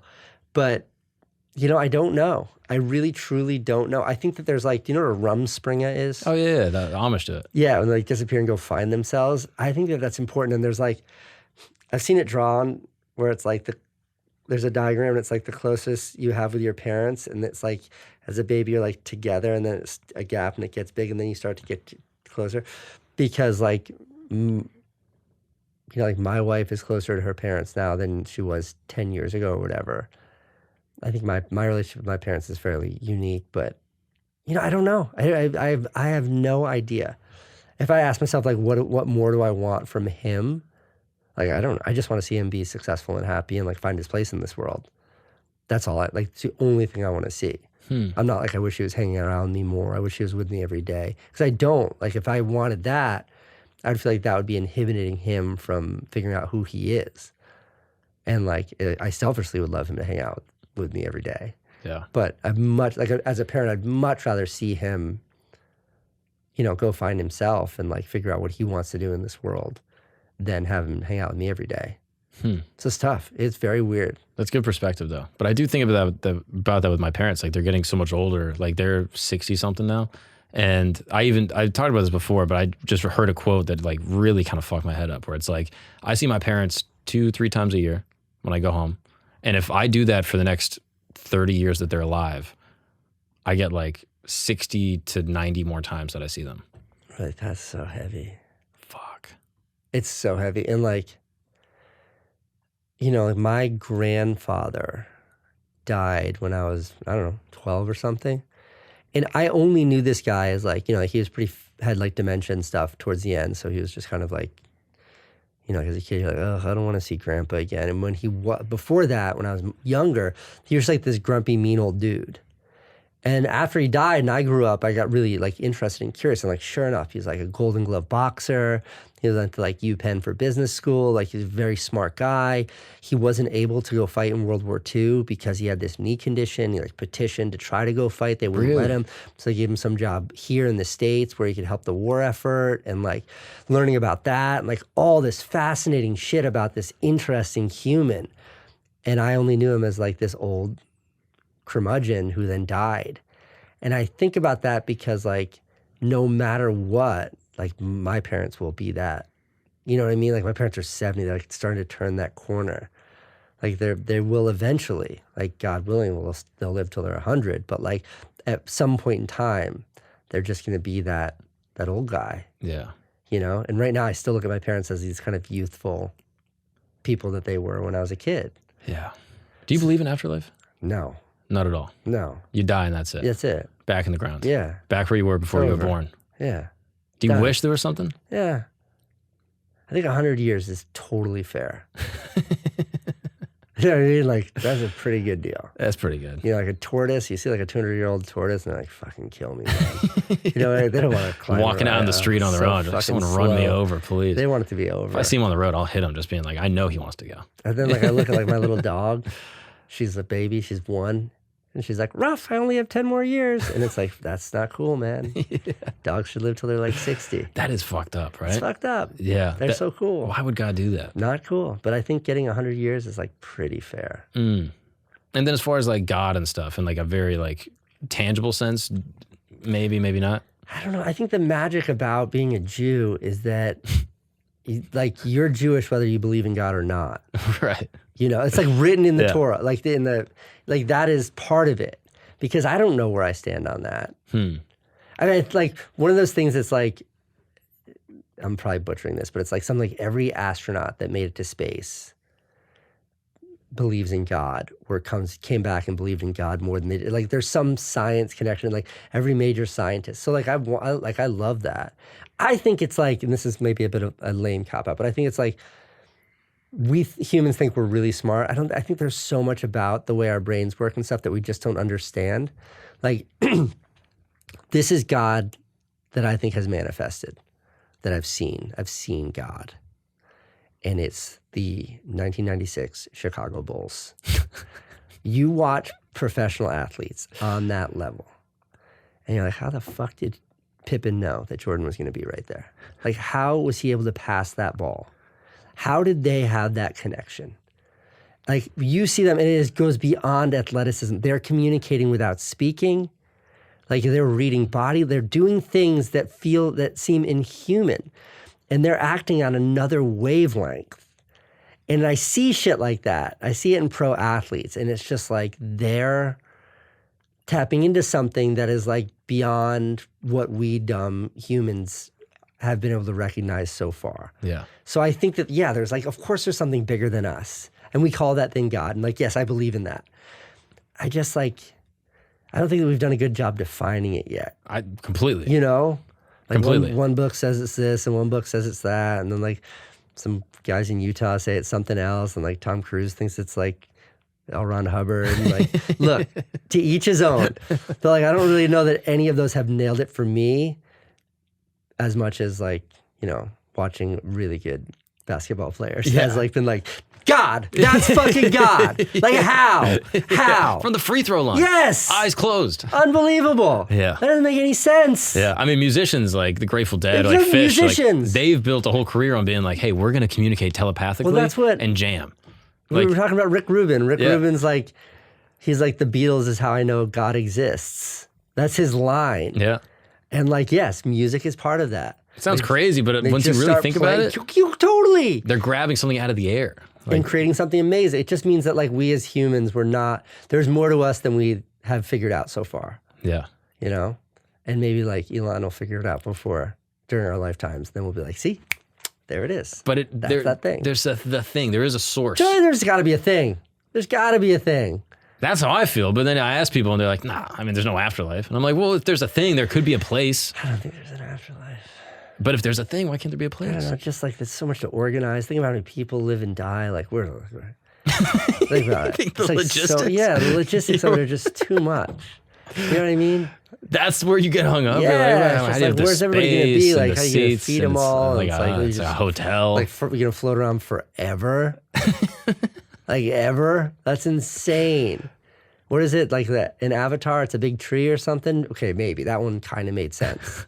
You know, like the memory tree or whatever the fuck it is. Or Like on the back okay, of a turtle, maybe. that's fine. You know, what is it in Intergalactic? No, that's not the name of the movie. What's the Nolan movie? Interstellar. Interstellar, where it's like That space between like the there's, like, beings. yarn. And yeah, it might be yarn. It might be a Joanne fabric. you know, like that one was just like, I don't understand, man. That doesn't make sense. There's a great movie. Fuck, I'm not gonna be able to say the name and remember the name, but it's like a 90s or 80s movie about a guy who dies, and like when you go and die, you have to go in front of a court to figure out where you go. There's like this really nice window while you're like waiting to go to court, and they'll like make you whatever food you want, and it's just like a really nice place to be. And I'm like, if that's the afterlife, like how do you scale that? You know what I mean? Like there's like 7 billion people on Earth or something. Like it's going up. Everybody keeps dying. Like where are you? All these souls? yeah, I mean, yeah, it could Like be. where? Like what? How? It's ephemeral. It's out there in the cosmos. But like what? There's a whole space. It's just like saying magic. You know what I mean? Like it just doesn't. You got to give me like white light. What if I as, told like, you there was 100 billion planets? Would you be Yeah, like, oh, where are they? Sure, just that doesn't make any They're sense out either. there. I just can't organize that either. That Okay, thing so where, like, that's consistent. starts at a molecule and zooms out. That video from like Yeah, the 70s it's and then it fucked. shows the solar system. It's like my brain can't compute that. How big Like, is the universe ever expanding? Yeah. What the fuck does that mean? And like, how are we supposed to care about like being nice to someone else if we live? You know what I mean? This fucking podcast matters. The world, like the universe is infinite, and we're trying to make a podcast. Yeah. I can't. That's too much, man. Don't No, that's ask reasonable. that of me. Yeah. That's why I don't smoke weed. Because genuinely, I swear to God, I smoke weed and I think about the planets and it really stresses me out and I get paranoid and I kind of have a panic attack. Weed was like my favorite thing. I wish I had a better. You know, like you have these friends. I have these friends. High functional stoners. Oh, yeah. It's bizarre to me. People like I look at like I don't know him, but I'm a huge fan of Seth Rogen. Yeah. And like it seems like he's stoned all the time, and he's built that amazing company that sells like weed ephemera, and he writes a zillion movies. He's an actor. He's like all these. He's very things. present, very funny. Yeah, he's like not 300 pounds. He's like a healthy looking guy. He's and arguing with you on Twitter. arguing with me on Twitter, but like I know a dozen people like him. I have another friend of mine who's an editor and a tremendous filmmaker, and he smokes weed almost every day. How? I don't know. And like when I smoke weed, I have like that creative inspiration that they have for like 10 minutes. And then I turn into this like really like insecure, meek weirdo Yep. who's like, everybody's talking about me right now. Yes. I need to go get some candy. That's and how I then feel. like I eat everything. I'll be at McDonald's if you guys need. Do you guys know where the nearest KFC is? And then like I'm sick. And I got to go home before anybody realizes how much fried chicken I just ate. Like that's what smoking weed is for me. The exact same in experience. 2024. The exact same So I experience. just can't do it anymore. It's too bad. I never even really had that good of a time with it. I had a good time. Maybe you're right. Maybe it was too high to remember how good if I had a good time or not. I've told the story before, but I one time smoked with Dwight Howard at Burning Man. He gave me a joint. I was like, fuck yeah. I grew up in Orlando. This guy's literally Superman. Sure. Hit the joint immediately. I'm like, Dwight Howard hates me. Right. It's like, oh, I'm so stupid. Doesn't even he think, must think I'm an idiot. Isn't it, like he literally was like, "Hey man, you want this?" I was like, "Yes." And then the rest of the day, my next 4 hours, I was like, "Superman thinks I'm an idiot." I remember being on the roof of some building once with my older brother Van. We were really young, and it was like mixed company. So it was like a bunch of girls and stuff, and new people, and everybody was smoking pot. And he would always be like, "I can't really smoke weed because it makes me too insecure." But in that moment, it was the kind of thing, and everybody was smoking. So we like all smoked weed, and he told a joke, and everybody started laughing at his joke. And then I saw him do something uncharacteristic, which is like, kind of like looked away and like wiped his nose. And I saw this like moment of insecurity because he was like, was that really funny? And he looks up at me, and it was the insecure, like stone, and he looked up at me, and I just went like this, shook my head. And I shook my head and I went, not cool, man, not cool. And like, that was like one of the funniest moments. I've done that exact same thing. I've seen people get too high and I go, dude, I don't know if you're going to make it through this one. Right, this is like, not going to end well. It's not, let's get you someplace safe. Yeah, a lot of people are really mad at you right now. Like, what? But like, yeah. What my, about parents, my parents are hippies. They always smoked pot. But Oh, like, really? I can't. Growing up, like they would smoke? My mom would, yeah. My mom would like let us put our lips on the, she'd get like flavored rolling papers. No and way. Like, yeah. So my dad, not so much. Did you know what it was when you were young? I don't know. Or did you go to a concert and you were like, oh, this smells like mom's house? Somewhere in between. She had like a custom made ashtray that she put in her. My mom was, yeah, she's a colorful person. What about psychedelics? Did you ever do mushrooms or anything? I mean, like, I get it.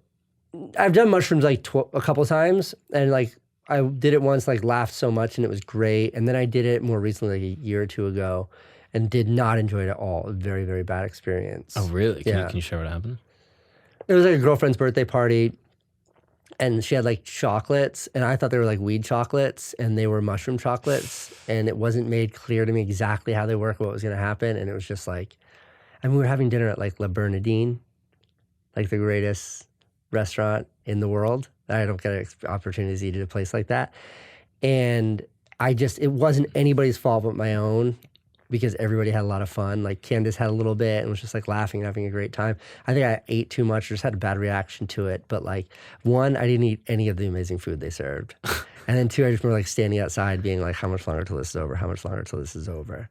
It didn't work for me. Like low-key panicking. Yeah, like proper. And what are you thinking about? Like while you're at dinner? Like I just wanted to be over. Rumination about your life. Like, and remember, like, it was like a birthday party. They were having fun. There was like a guy there who was like taking pictures of the, and I remember like being like, wanting to like Tony Soprano the guy and be like, don't you fucking take my picture, and be like, why am I thinking like that? I shouldn't be thinking, I need to go back outside. Like that was like my inner monologue. The worst. And then like, what's the, maybe it's ayahuasca? Ayahuasca. Is there another thing that you take with a shaman, or is that just always ayahuasca? Like peyote. Gambo is like a African frog drug. I went to Afghanistan in 2010 as a journalist and was embedded with these special forces guys. Some of the most amazing humans I've ever met. I stayed very close in touch with them. Texted one of them yesterday. I'm going to go see him in Alaska in 2 weeks. And they've all done this retreat a couple of times, and it's a very intensive ayahuasca, I think it's ayahuasca retreat in like one of those countries, Peru or some Central America, South American country. Very formal, like regulated, like organized, like a real thing. And I was going to go with them right up till the end. And the thing that I was excited about is the way it was described to me. It's like, it's a great way of confronting and overcoming much of your ego. And on the other side of it, you'll operate less with ego. And I'm very interested in it. And like, 3 weeks before, I wimped out. Didn't go. Canceled the trip. They all went. I just was like, I can't go. And what was it? I think one, much like going to the doctor, I'm just scared of drugs in general. Like the same reason why I can't, like my buddy, what are the things called that Zyn? Oh yeah. Zins are awesome. Oh my God. Like my buddy's like, have one. And I'm like, I'm so scared. Like if I smoke one cigarette, have one Zyn, I'm just like, I don't want to know how it's going to make me feel. What if I really like it? And then I'm back on that train. The reason why I don't drink anymore. I just become really wimpy in my old age. And I think about ayahuasca, and it's just like, I don't know, I over-intellectualize it and get sort of scared and nervous about it. I think at its core, I really love being sober. And I'm not a sober, straight edge person. At all. No. I don't think I drank, I haven't had a drink yet in 2024. Wow. I'm not against drinking. It's just it's not in your routine. Yeah. It's not in who you are. The things that get me so fired up are waking up at the crack of dawn and going to run 1 million miles, racing home from work every day at 5:30 or 6 to hang out with my babies. The amount of happiness and bliss and euphoria. I feel like my whole life been working to get to where I am right now, and I love every fucking second of it. Trying to find a place for drugs in that, I struggle with. It's probably why caffeine's my favorite right now. Yeah. But psychedelics, like I respect it, and I have nothing against that. Like I have a lot against how do you categorize drugs that are like chemicals, like cocaine and anything that comes in pill form. Yeah. So things maybe that are like synthetic, so to speak. Yeah, like all that shit scares the hell out of me. I was like living in Venice when like there was like a party in Venice and like a bunch of people thought they were doing cocaine. Like 3 people died because it was fentanyl. Like that shit, I'm totally against. Like, don't be a fucking idiot. Yeah, it's not the 80s. Do perks or like lean or shit like that. Stay away from all that shit. Yeah. But when it comes to like weed or psychedelics or like any, I'm like so pro. Like legalizing weed, I think has been wonderful for this city. Like great, now there's not a reason for cops to harass like every kid that they see standing on a street corner. Great, legalize weed. And for psychedelics, I know a number of people who have real trauma in their past. Most of them former soldiers, like and PTSD and shit. Yeah, or they're just dealing with whatever they're dealing with, and they found so much more success with those types of drugs and than they have with pharmaceuticals. And I support all that shit. I love that. But for me in my life, I just haven't figured out where any of that fits in. Yeah. Do you feel like you're experiencing like as you are getting older, like fragility? Are you like, my life is structured in a way that having late nights and getting shit faced, the burden is too great for where I am, or like doing a drug and being like, oh, this is like fucking up my psyche. Like I'm too set and I'm too kind of fragile, for lack of a better word, for where you're at in your life. Yeah, I think so. Like, I ride my electric skateboard. I get around the city on that, but I won't skate anymore. I live right next to a skate park, and I'm not very good, but like I've been skateboarding my whole life. I love it. But a couple years ago, I decided that like when you roll an ankle when you're skateboarding, it used to be like 2 days, but now for me it's like 2 months before my ankle's back to normal. And I value running so much that I'm like at a place where it's like, okay, I'm not a kid anymore. I'm just not going to skateboard. I'm fine giving that up. And I've done that with so many things in life. I don't ride a motorcycle anymore. I love motorcycles, love them. But it's just like, I don't know. I did it. And I'm glad I did, but like, I don't need to do that. Like I was skiing a couple weeks ago in Wyoming. It was super fun. And I'm really competent on a snowboard, but it was like, I would be like, I can definitely go faster. I'm just not gonna. I'm like going through the snowboard park and there's like a huge jump and it's like, I could definitely go off that. I'm just not gonna. And I feel like when it comes to like drinking, like, it's funny because my wife was like a big lush. Like she's really fun. She likes to have wine. Her mom's like a big wine aficionado. And like Candace has just completely abandoned drinking in the last couple of years. And it's the same kind of thing. It's just like, yeah, I could do that. Just like I could get back on that skateboard, but it's like, the price for it is so high, and I've come to appreciate like what I prioritize in life. So like, no, it just doesn't fit. Yeah. I actually think that's maturity though. Like you described it earlier as, oh, I'm a wuss. I don't do drugs, or I'm afraid of, or not afraid, but I don't see how these things fit in my life. And you said it was wussy. I'm like, I don't think it is that way. I think it is like maturity and understanding who you are to such a degree that you're prioritizing the things that matter the most. Yeah. The wimpy thing I think is mostly like that one ayahuasca thing. Like I was going with a group of 10 people and these guys all went to war. Yeah. And I was like, I'm not going to come on a retreat because I'm scared. Have fun, guys. Like I was proper wimped out. Yeah. Full on wimped out. But yeah, no, I think like not drinking has just been a very easy, feels very natural. Yeah. Like I think like if you were tracked from like age 30, it was like 3 times a week. And then like by 35, it was like 1.5 times a week. Like at age 40, it was like maybe once every other week. And like now it's like, it's just like, almost never. Just raw dogging life. Yeah, and it's great. It's great. Like I've gotten really into melatonin gummies. Oh yeah. That's about as hardcore as I go. Hell yeah, dude. But that is peace to me. Like the fact that you can confront life in in full HD and not have to obfuscate it with substances, to me is like, oh, you're doing pretty good. Because there's a lot of people that can't, and that it's really hard to deal with life. My life is fucking great. I love every second of it. I'm 43. Like 43 for me is, actually I think I'm 42. I turned 43 in a week. But it's like, I'm at that age when you can remember your parents being that age. Yeah. You know what I mean? Like 27 feels old when you were 15. You're like, oh, I'm gonna be 27 someday. But like when you start to remember, I remember when my parents, like I think my parents got divorced. My dad was 44. And I remember him then he was just an old man. And I'm at that age. That's fucking nuts.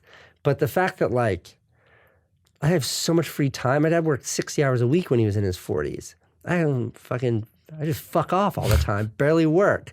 And then I'm fit. Like I'm way fitter now. Oh, really? Can run faster, jump higher. Like I'm like objectively fitter.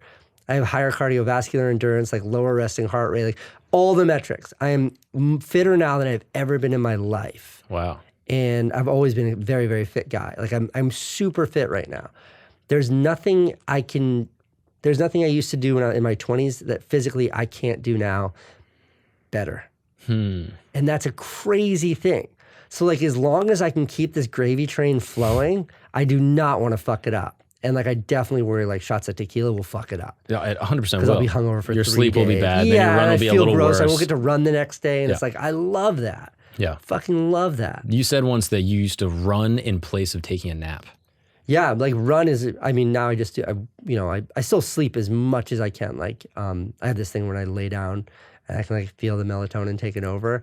I switch my watch to stopwatch and I click start. And when I wake up in the morning, I click stop.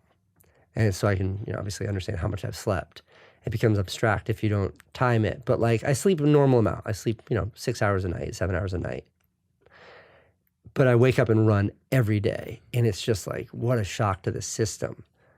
And like, I just think doing that gives you a source of energy that's so much more powerful than like, whether it's napping or caffeine, even though I mainline coffee, like it's going out of style. But like, I do think it's a source of energy. Yeah. It gives you like a constant energy. It raises whatever your baseline is, it keeps it up. The fact that I have like heart rate super high for an hour and a half every day. Yeah. 7 days a week. It's like your fucking drums. Yeah, literally, dude. It just do, and I'll listen to the same track over and over. It keeps you going. I just want to tell Candace that like I read something that Athletic Brew. Do you know what that is? I feel like I've heard of it. Maybe it's called something else, but it's a non-alcoholic beer. It's like the #1 selling beer now in Whole Foods or something like that. And I said that to Candace, and she was like, "No one drinks anymore." And she's like, "Everybody's running now. That's the new cool thing." I'm like, "Fuck, she's right." You got to start drinking now. Like the fact that fitness is cool now, like running, like all my friends are in running groups and like everybody runs. Cycling. And like, yeah. Like wellness, I hate that word. That is like the most profane word. But like the fact that that's in, I think it's great. Yeah. It's fantastic. You take another ice bath. Yeah. Go jog, lift some weights. I meant to actually compliment you about your marathon video, the Sisyphus video. Yeah. I loved something that you didn't include in the video that I want people to know is when you did the New York City Marathon, the most recent one, your goal was to get 3-hour marathon. 2:59. And you technically did. Yeah, so... And you didn't include that, No, which I I didn't think include actually that. shows a lot of integrity. So one of the decisions... So the movie is about perseverance, but the through line was me trying to break 3 hours in a marathon for 17 years and 25 marathons. That's how long it took me to do it. But one of the rules, I didn't want the movie to be about running. And even though running was the example of perseverance. But one of the themes I realized early on was that there could be no excuses in the movie. So like beyond the fact that like, yeah, I did, my watch time was a minute faster than my clock time in New York. And so technically I could have counted that, but I didn't. But also like the amount of injuries I sustained over those 17 years. Injuries were like, I couldn't walk for 6 months kind of thing, or I blew something out. Like the amount of resources, energy, time I had to spend in physical therapy, because I had no business running with a metal leg. I still don't. And I didn't want to include any of that in there because those were all excuses for me not achieving the goal. So yeah, all of that was divorced from the storyline, whether it was like a clock mistiming or physical injuries or any of that other stuff. I cut all of that out. Like none of that story got to be a part of that narrative. Because it felt weak. Yeah, I mean, in my mind, if I was in your position, you're running the New York City Marathon, your goal is to get 2:59, and you're looking at your watch and you're going, I'm about to do it. As long as I keep this pace, I'm going to get my time. And then you get there and then realize it's actually 3:01. Yeah, my buddies was a minute faster.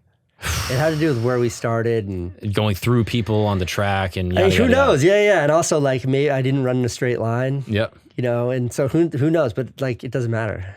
You look it up and it says I ran 301, not 259. So like fuck you, I didn't do it. Like cry me a river, do it again. That's awesome. But that is like a testament to your character and who you really are, because you could have included that. You could have told people, guys, I did it. 259. Like the video could have ended there. What a soft story that was. A fucking soft story. But I'm curious, do you live your life as if you're a character in a movie? No, not at all. Like a narrative? Do you see your day in narrative even without No. doing the vlogs? No, not even close.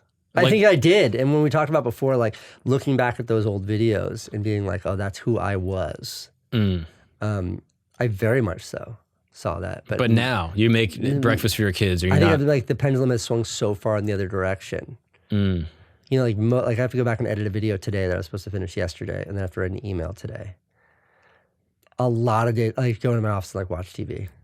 I like have a set of dumbbells and a pull-up bar in my office, and then like a 10,000-inch OLED, whatever the fanciest thing you can buy at Best Buy is, and like every streaming service. And I just like watch episodes of The Sopranos, prison workout, lift weight. Oh, I love it. And like I have a whole wood shop, so I just like build stuff. Yeah. Like I got to put those shelves up. Like let me spend 2 weeks doing that. Like that's my favorite thing. Like there's productivity, and then there's the exact opposite of productivity, and that's where I live. Yeah. That's all. It's my favorite thing. Is it ever annoying to be held to the standard or to the expectation of the old Casey? No, because I did it, and like I think that's the thing. It's like Rick Rubin is my favorite because he can say these isms that hit so fucking hard, and he's delivering those lines because he's lived it and he's done it. Yeah. And the passion, the enthusiasm that I have for him is inversely proportional to the fucking disdain I have for these social media hacks that publish fucking inspo porn and you can do it and live your life. And it's like, motherfucker, you're 24, okay? You have rich parents and you fucking sell Amazon marketing kits online. Go fuck yourself. What have you contributed to this world that has given you the right to try to preach inspiration, to try to preach this fucking bullshit? And I hate it. I hate it. And I hate it because I think that there's a strong argument that I'm part of that, or I was part of that. Like the inspo porn, like I very much so early in my career, like making inspirational content is like something that I did. And even though I think looking back on it, everything that I ever did was rooted in action, not just in words, I still think there's a fair argument that says like I contributed to part of that culture. Sure, I'll take that. But Rick Rubin did it, and all his hacks didn't. Yeah. So fuck them, and he deserves being on the pedestal that he reluctantly sits on.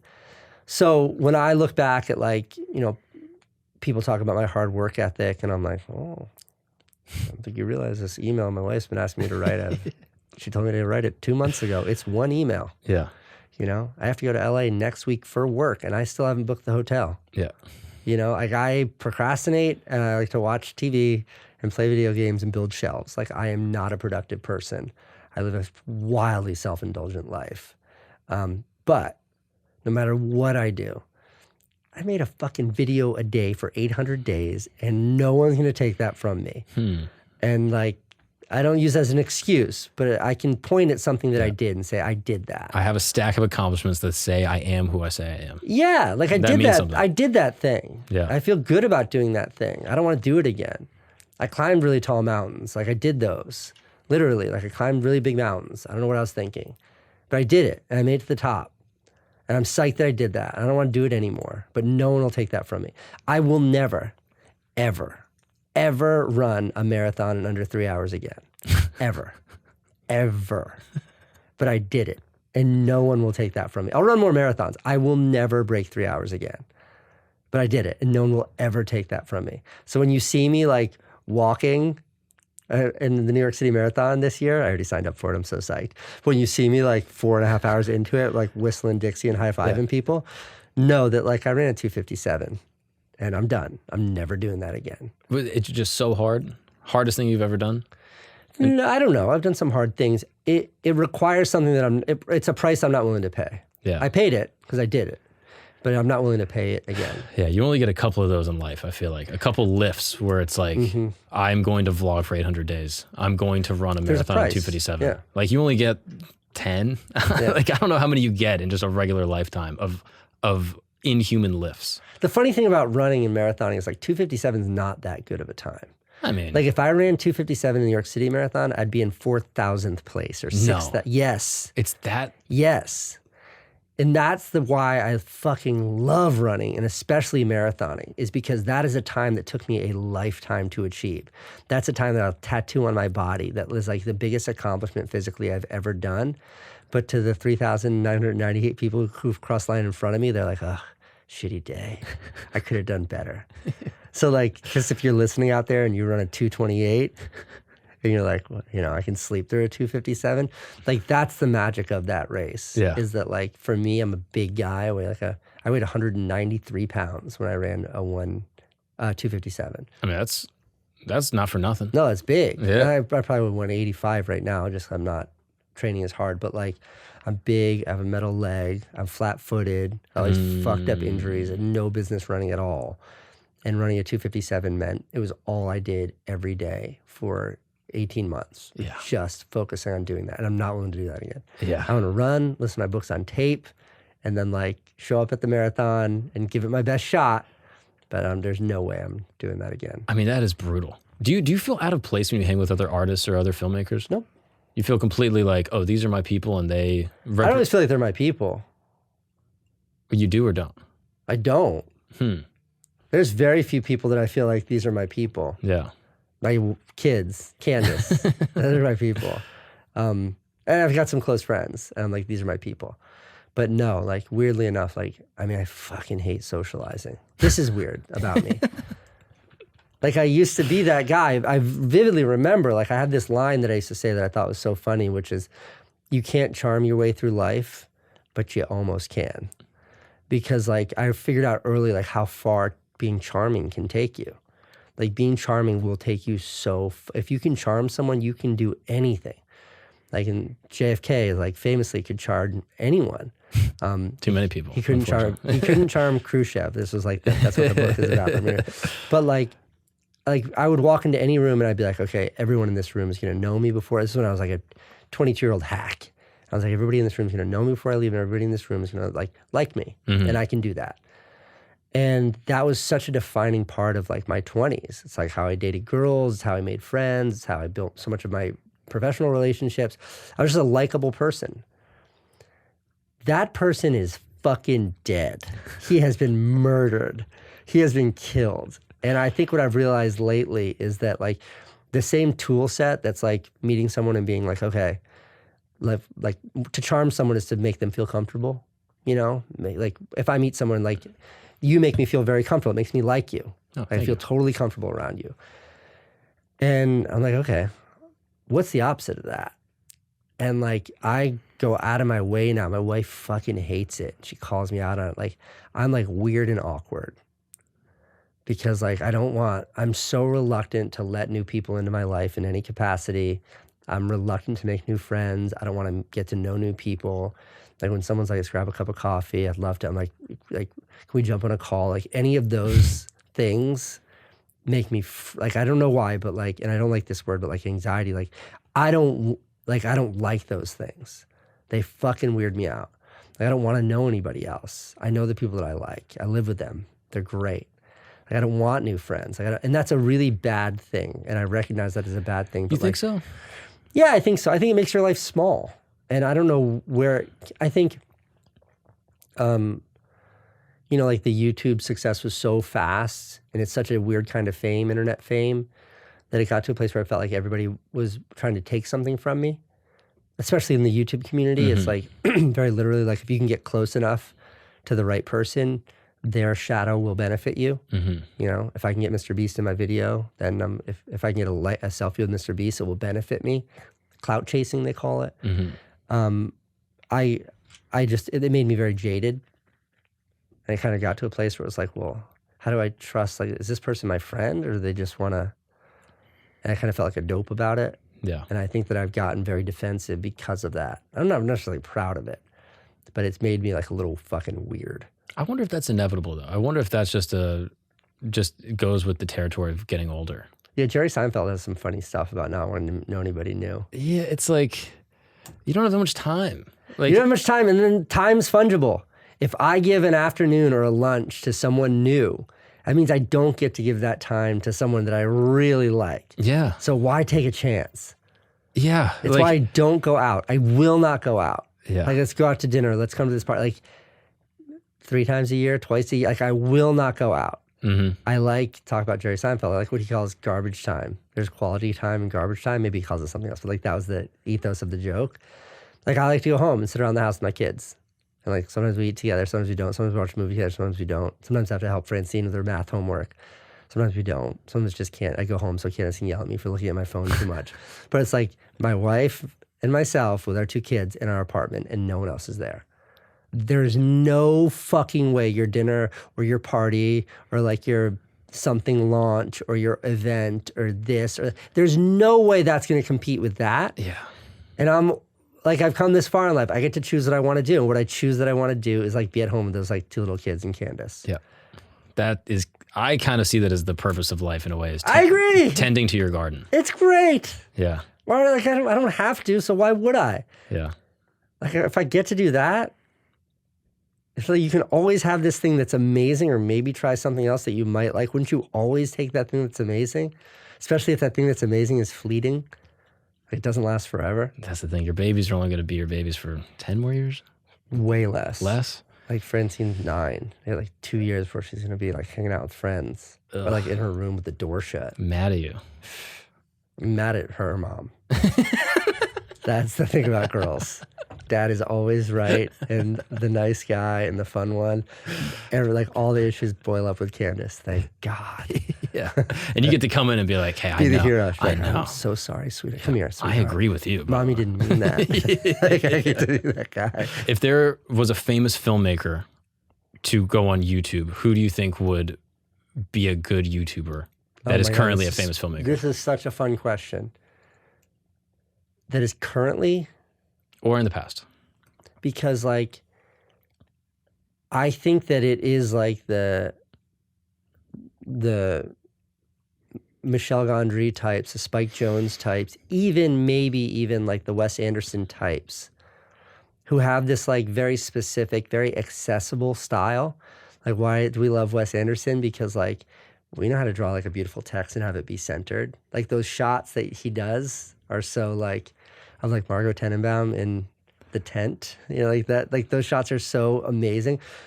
What would it be like if that guy did that, but like on YouTube and posted a video once a week and like they were about his real life? Like, give me that. Or like, what if Spike Jonze got his start now instead of in 1996 or whatever? And he made all those amazing music videos, but instead of music videos, they're like little movies, little viral videos. So I think like those kinds of people, like non-traditional people, like I don't think that Quentin Tarantino or Nolan would be served well trying to shoehorn their talent, their skill set into YouTube. But I do think like there was no home for the kinds of content that like Spike Jonze is creating. Like on his director's label DVD, there's like all this shit, the director's label DVD from 2001. There's all these little clips that he never shared anywhere. And there's one video, I think it's called Amarillo by Morning. And I think the story goes he was shooting a music video or a TV commercial in Amarillo, Texas, and he met these like real like backcountry kids. And he just went and hung around with them. And it's like shot on DV. It's really shitty quality. But they're like these aspiring cowboys that live like they're very, very, very like low income kind of people who live in the woods. And they took 4 bungee cords and attached it to a 50-gallon barrel and attached it to 4 trees. And they would try to ride on that to practice bucking bulls. And it was just a portrait of these kids' lives. That is 100% a YouTube video. And he never had a place for it. Yeah. So I think those kinds of unconventional filmmakers that like had to shape their craft around music videos or short movies and eventually into feature films, I think they would have had a really natural, amazing place on YouTube. Yeah. I think even a lot of documentarians. Yeah, I agree. Like specifically, like I know you always talk about Anvil, but like What a movie. that could have been on YouTube and it would have been like trending #1. Like, oh, Perfect. Werner Herzog, please don't forget to like and subscribe my video at the end of this video, not before the end. Keep your eyes on the screen while we make the video. Like, what? He would have fucking great. That's what we need, dude. He'd be so good. Yeah. Have you ever seen The Jinx, that documentary? Dude, Andrew Jarecki, you need to watch The Jinx. Maybe the greatest documentary I've ever seen. Oh, about the murders. Yeah, Robert Durst. Yeah, no, incredible. Unbelievable. Bro. It's a series. Yeah, it's a 5-part about, and he, at the end, on mic, killed them all, of course. Bro. Unbelievable. If that's on YouTube, it's like the greatest YouTube video ever. Right, especially if instead of like, it was like 4 parts, 6 parts. Yeah, 4 or 5, something like that. It was like, imagine if it was 100 parts and each one was 5 minutes long. Dude, 800 days of it? Now we're talking. 800 days in a row. Yeah. Unraveling a murder. What is, are you proud of the Safdie brothers and seeing their success? And how has that been for you as someone that closely worked with them and mentored them for a long time? I mean, I would push back at the mentorship part. I think I learned more from them than I think they taught me more than I could have taught them. But those guys, you know, how we met them was Van and I were making short videos in 2002, and there was no YouTube or anything. So we just put them on our website, like neistatbrothers.com, and our videos would be there.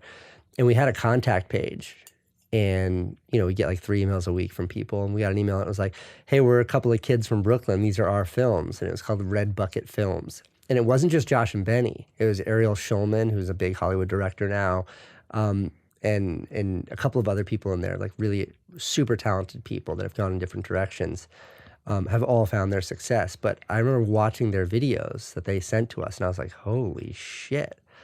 I genuinely thought we were the only people in the world that were like putting all this effort into making internet videos that nobody was watching. And then these guys were doing it, and they were doing it on a completely different level. And that's how we linked up with them. And like they helped us make a documentary in like 2002, I remember. But their success is not at all a surprise to me. In fact, I think that like they were like famous, wildly successful filmmakers when I first met them. They just no one else knew about it. You know, like they've always been famous. It's just, it took a while for the rest of the world to learn about it. And like their talents had yet to find a place, like a landing. And I think they've done that. But like The Curse is, have you watched The Curse? Benny Safdie's new series? Wait. It's on Is that with Nathan Fielder? Yeah, Nathan Fielder. I love Nathan Fielder, and I've been meaning to watch it. It's Nathan Fielder's like, you know, magnum opus. There's no question. He's unbelievable in it. But like, I watched that series. I'm just texting Benny throughout the entire series.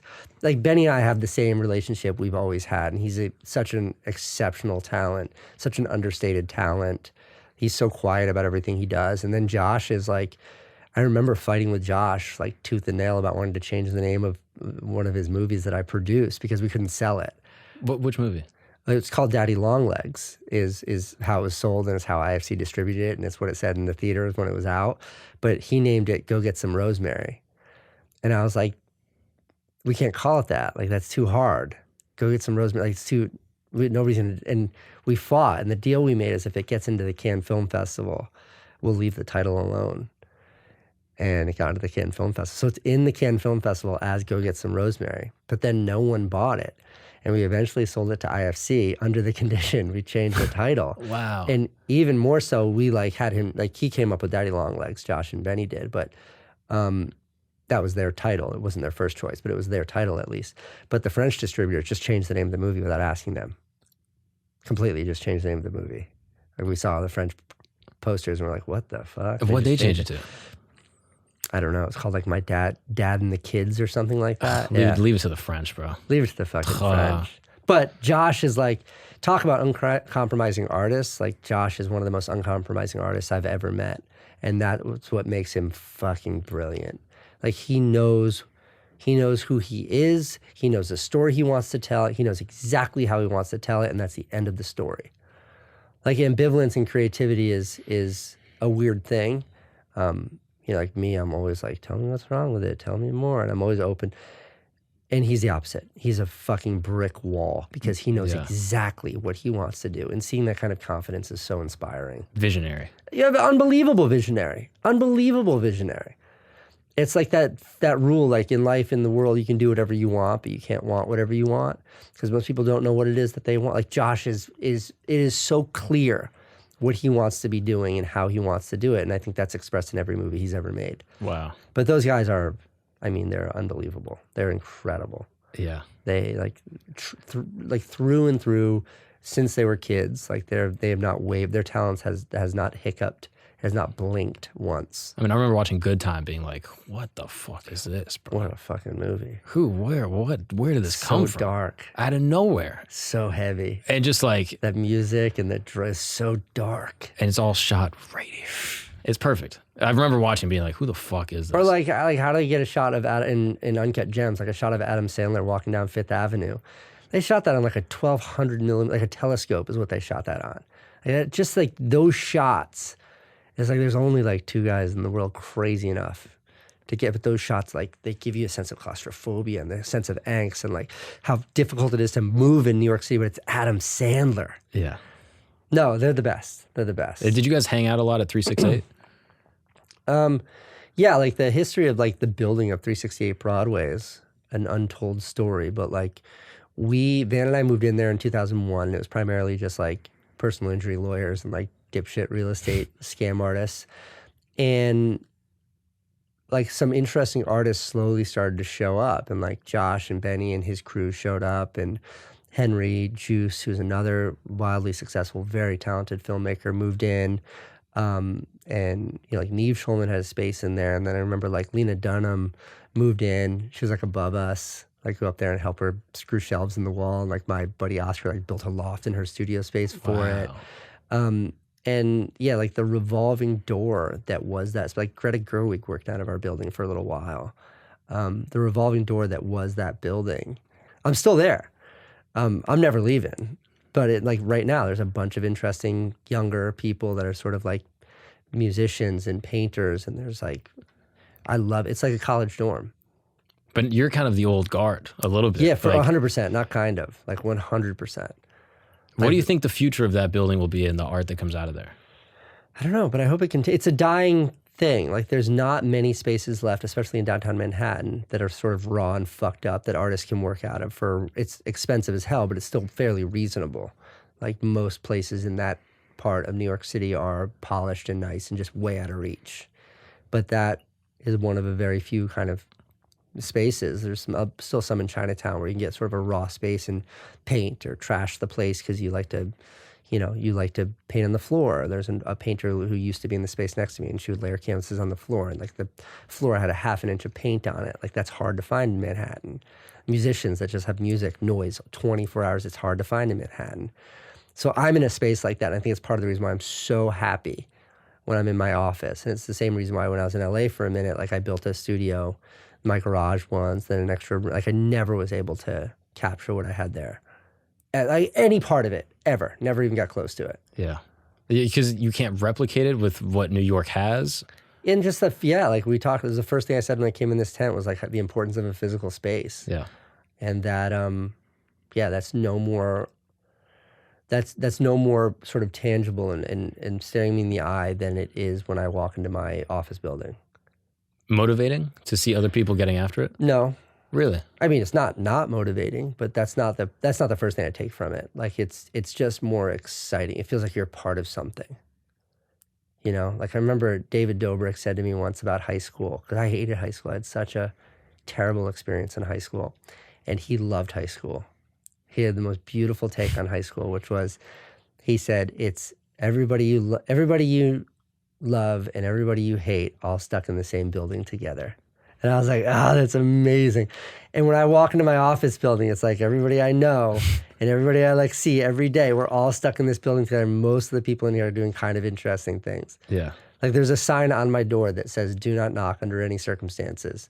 And like 4 or 5 times a day, it's like, and I just know like there's only 4 people on the planet who will see that sign and feel comfortable enough to knock. And I'm psyched to see all 4 of them at any given time. That's cool. It's the best. That's really cool.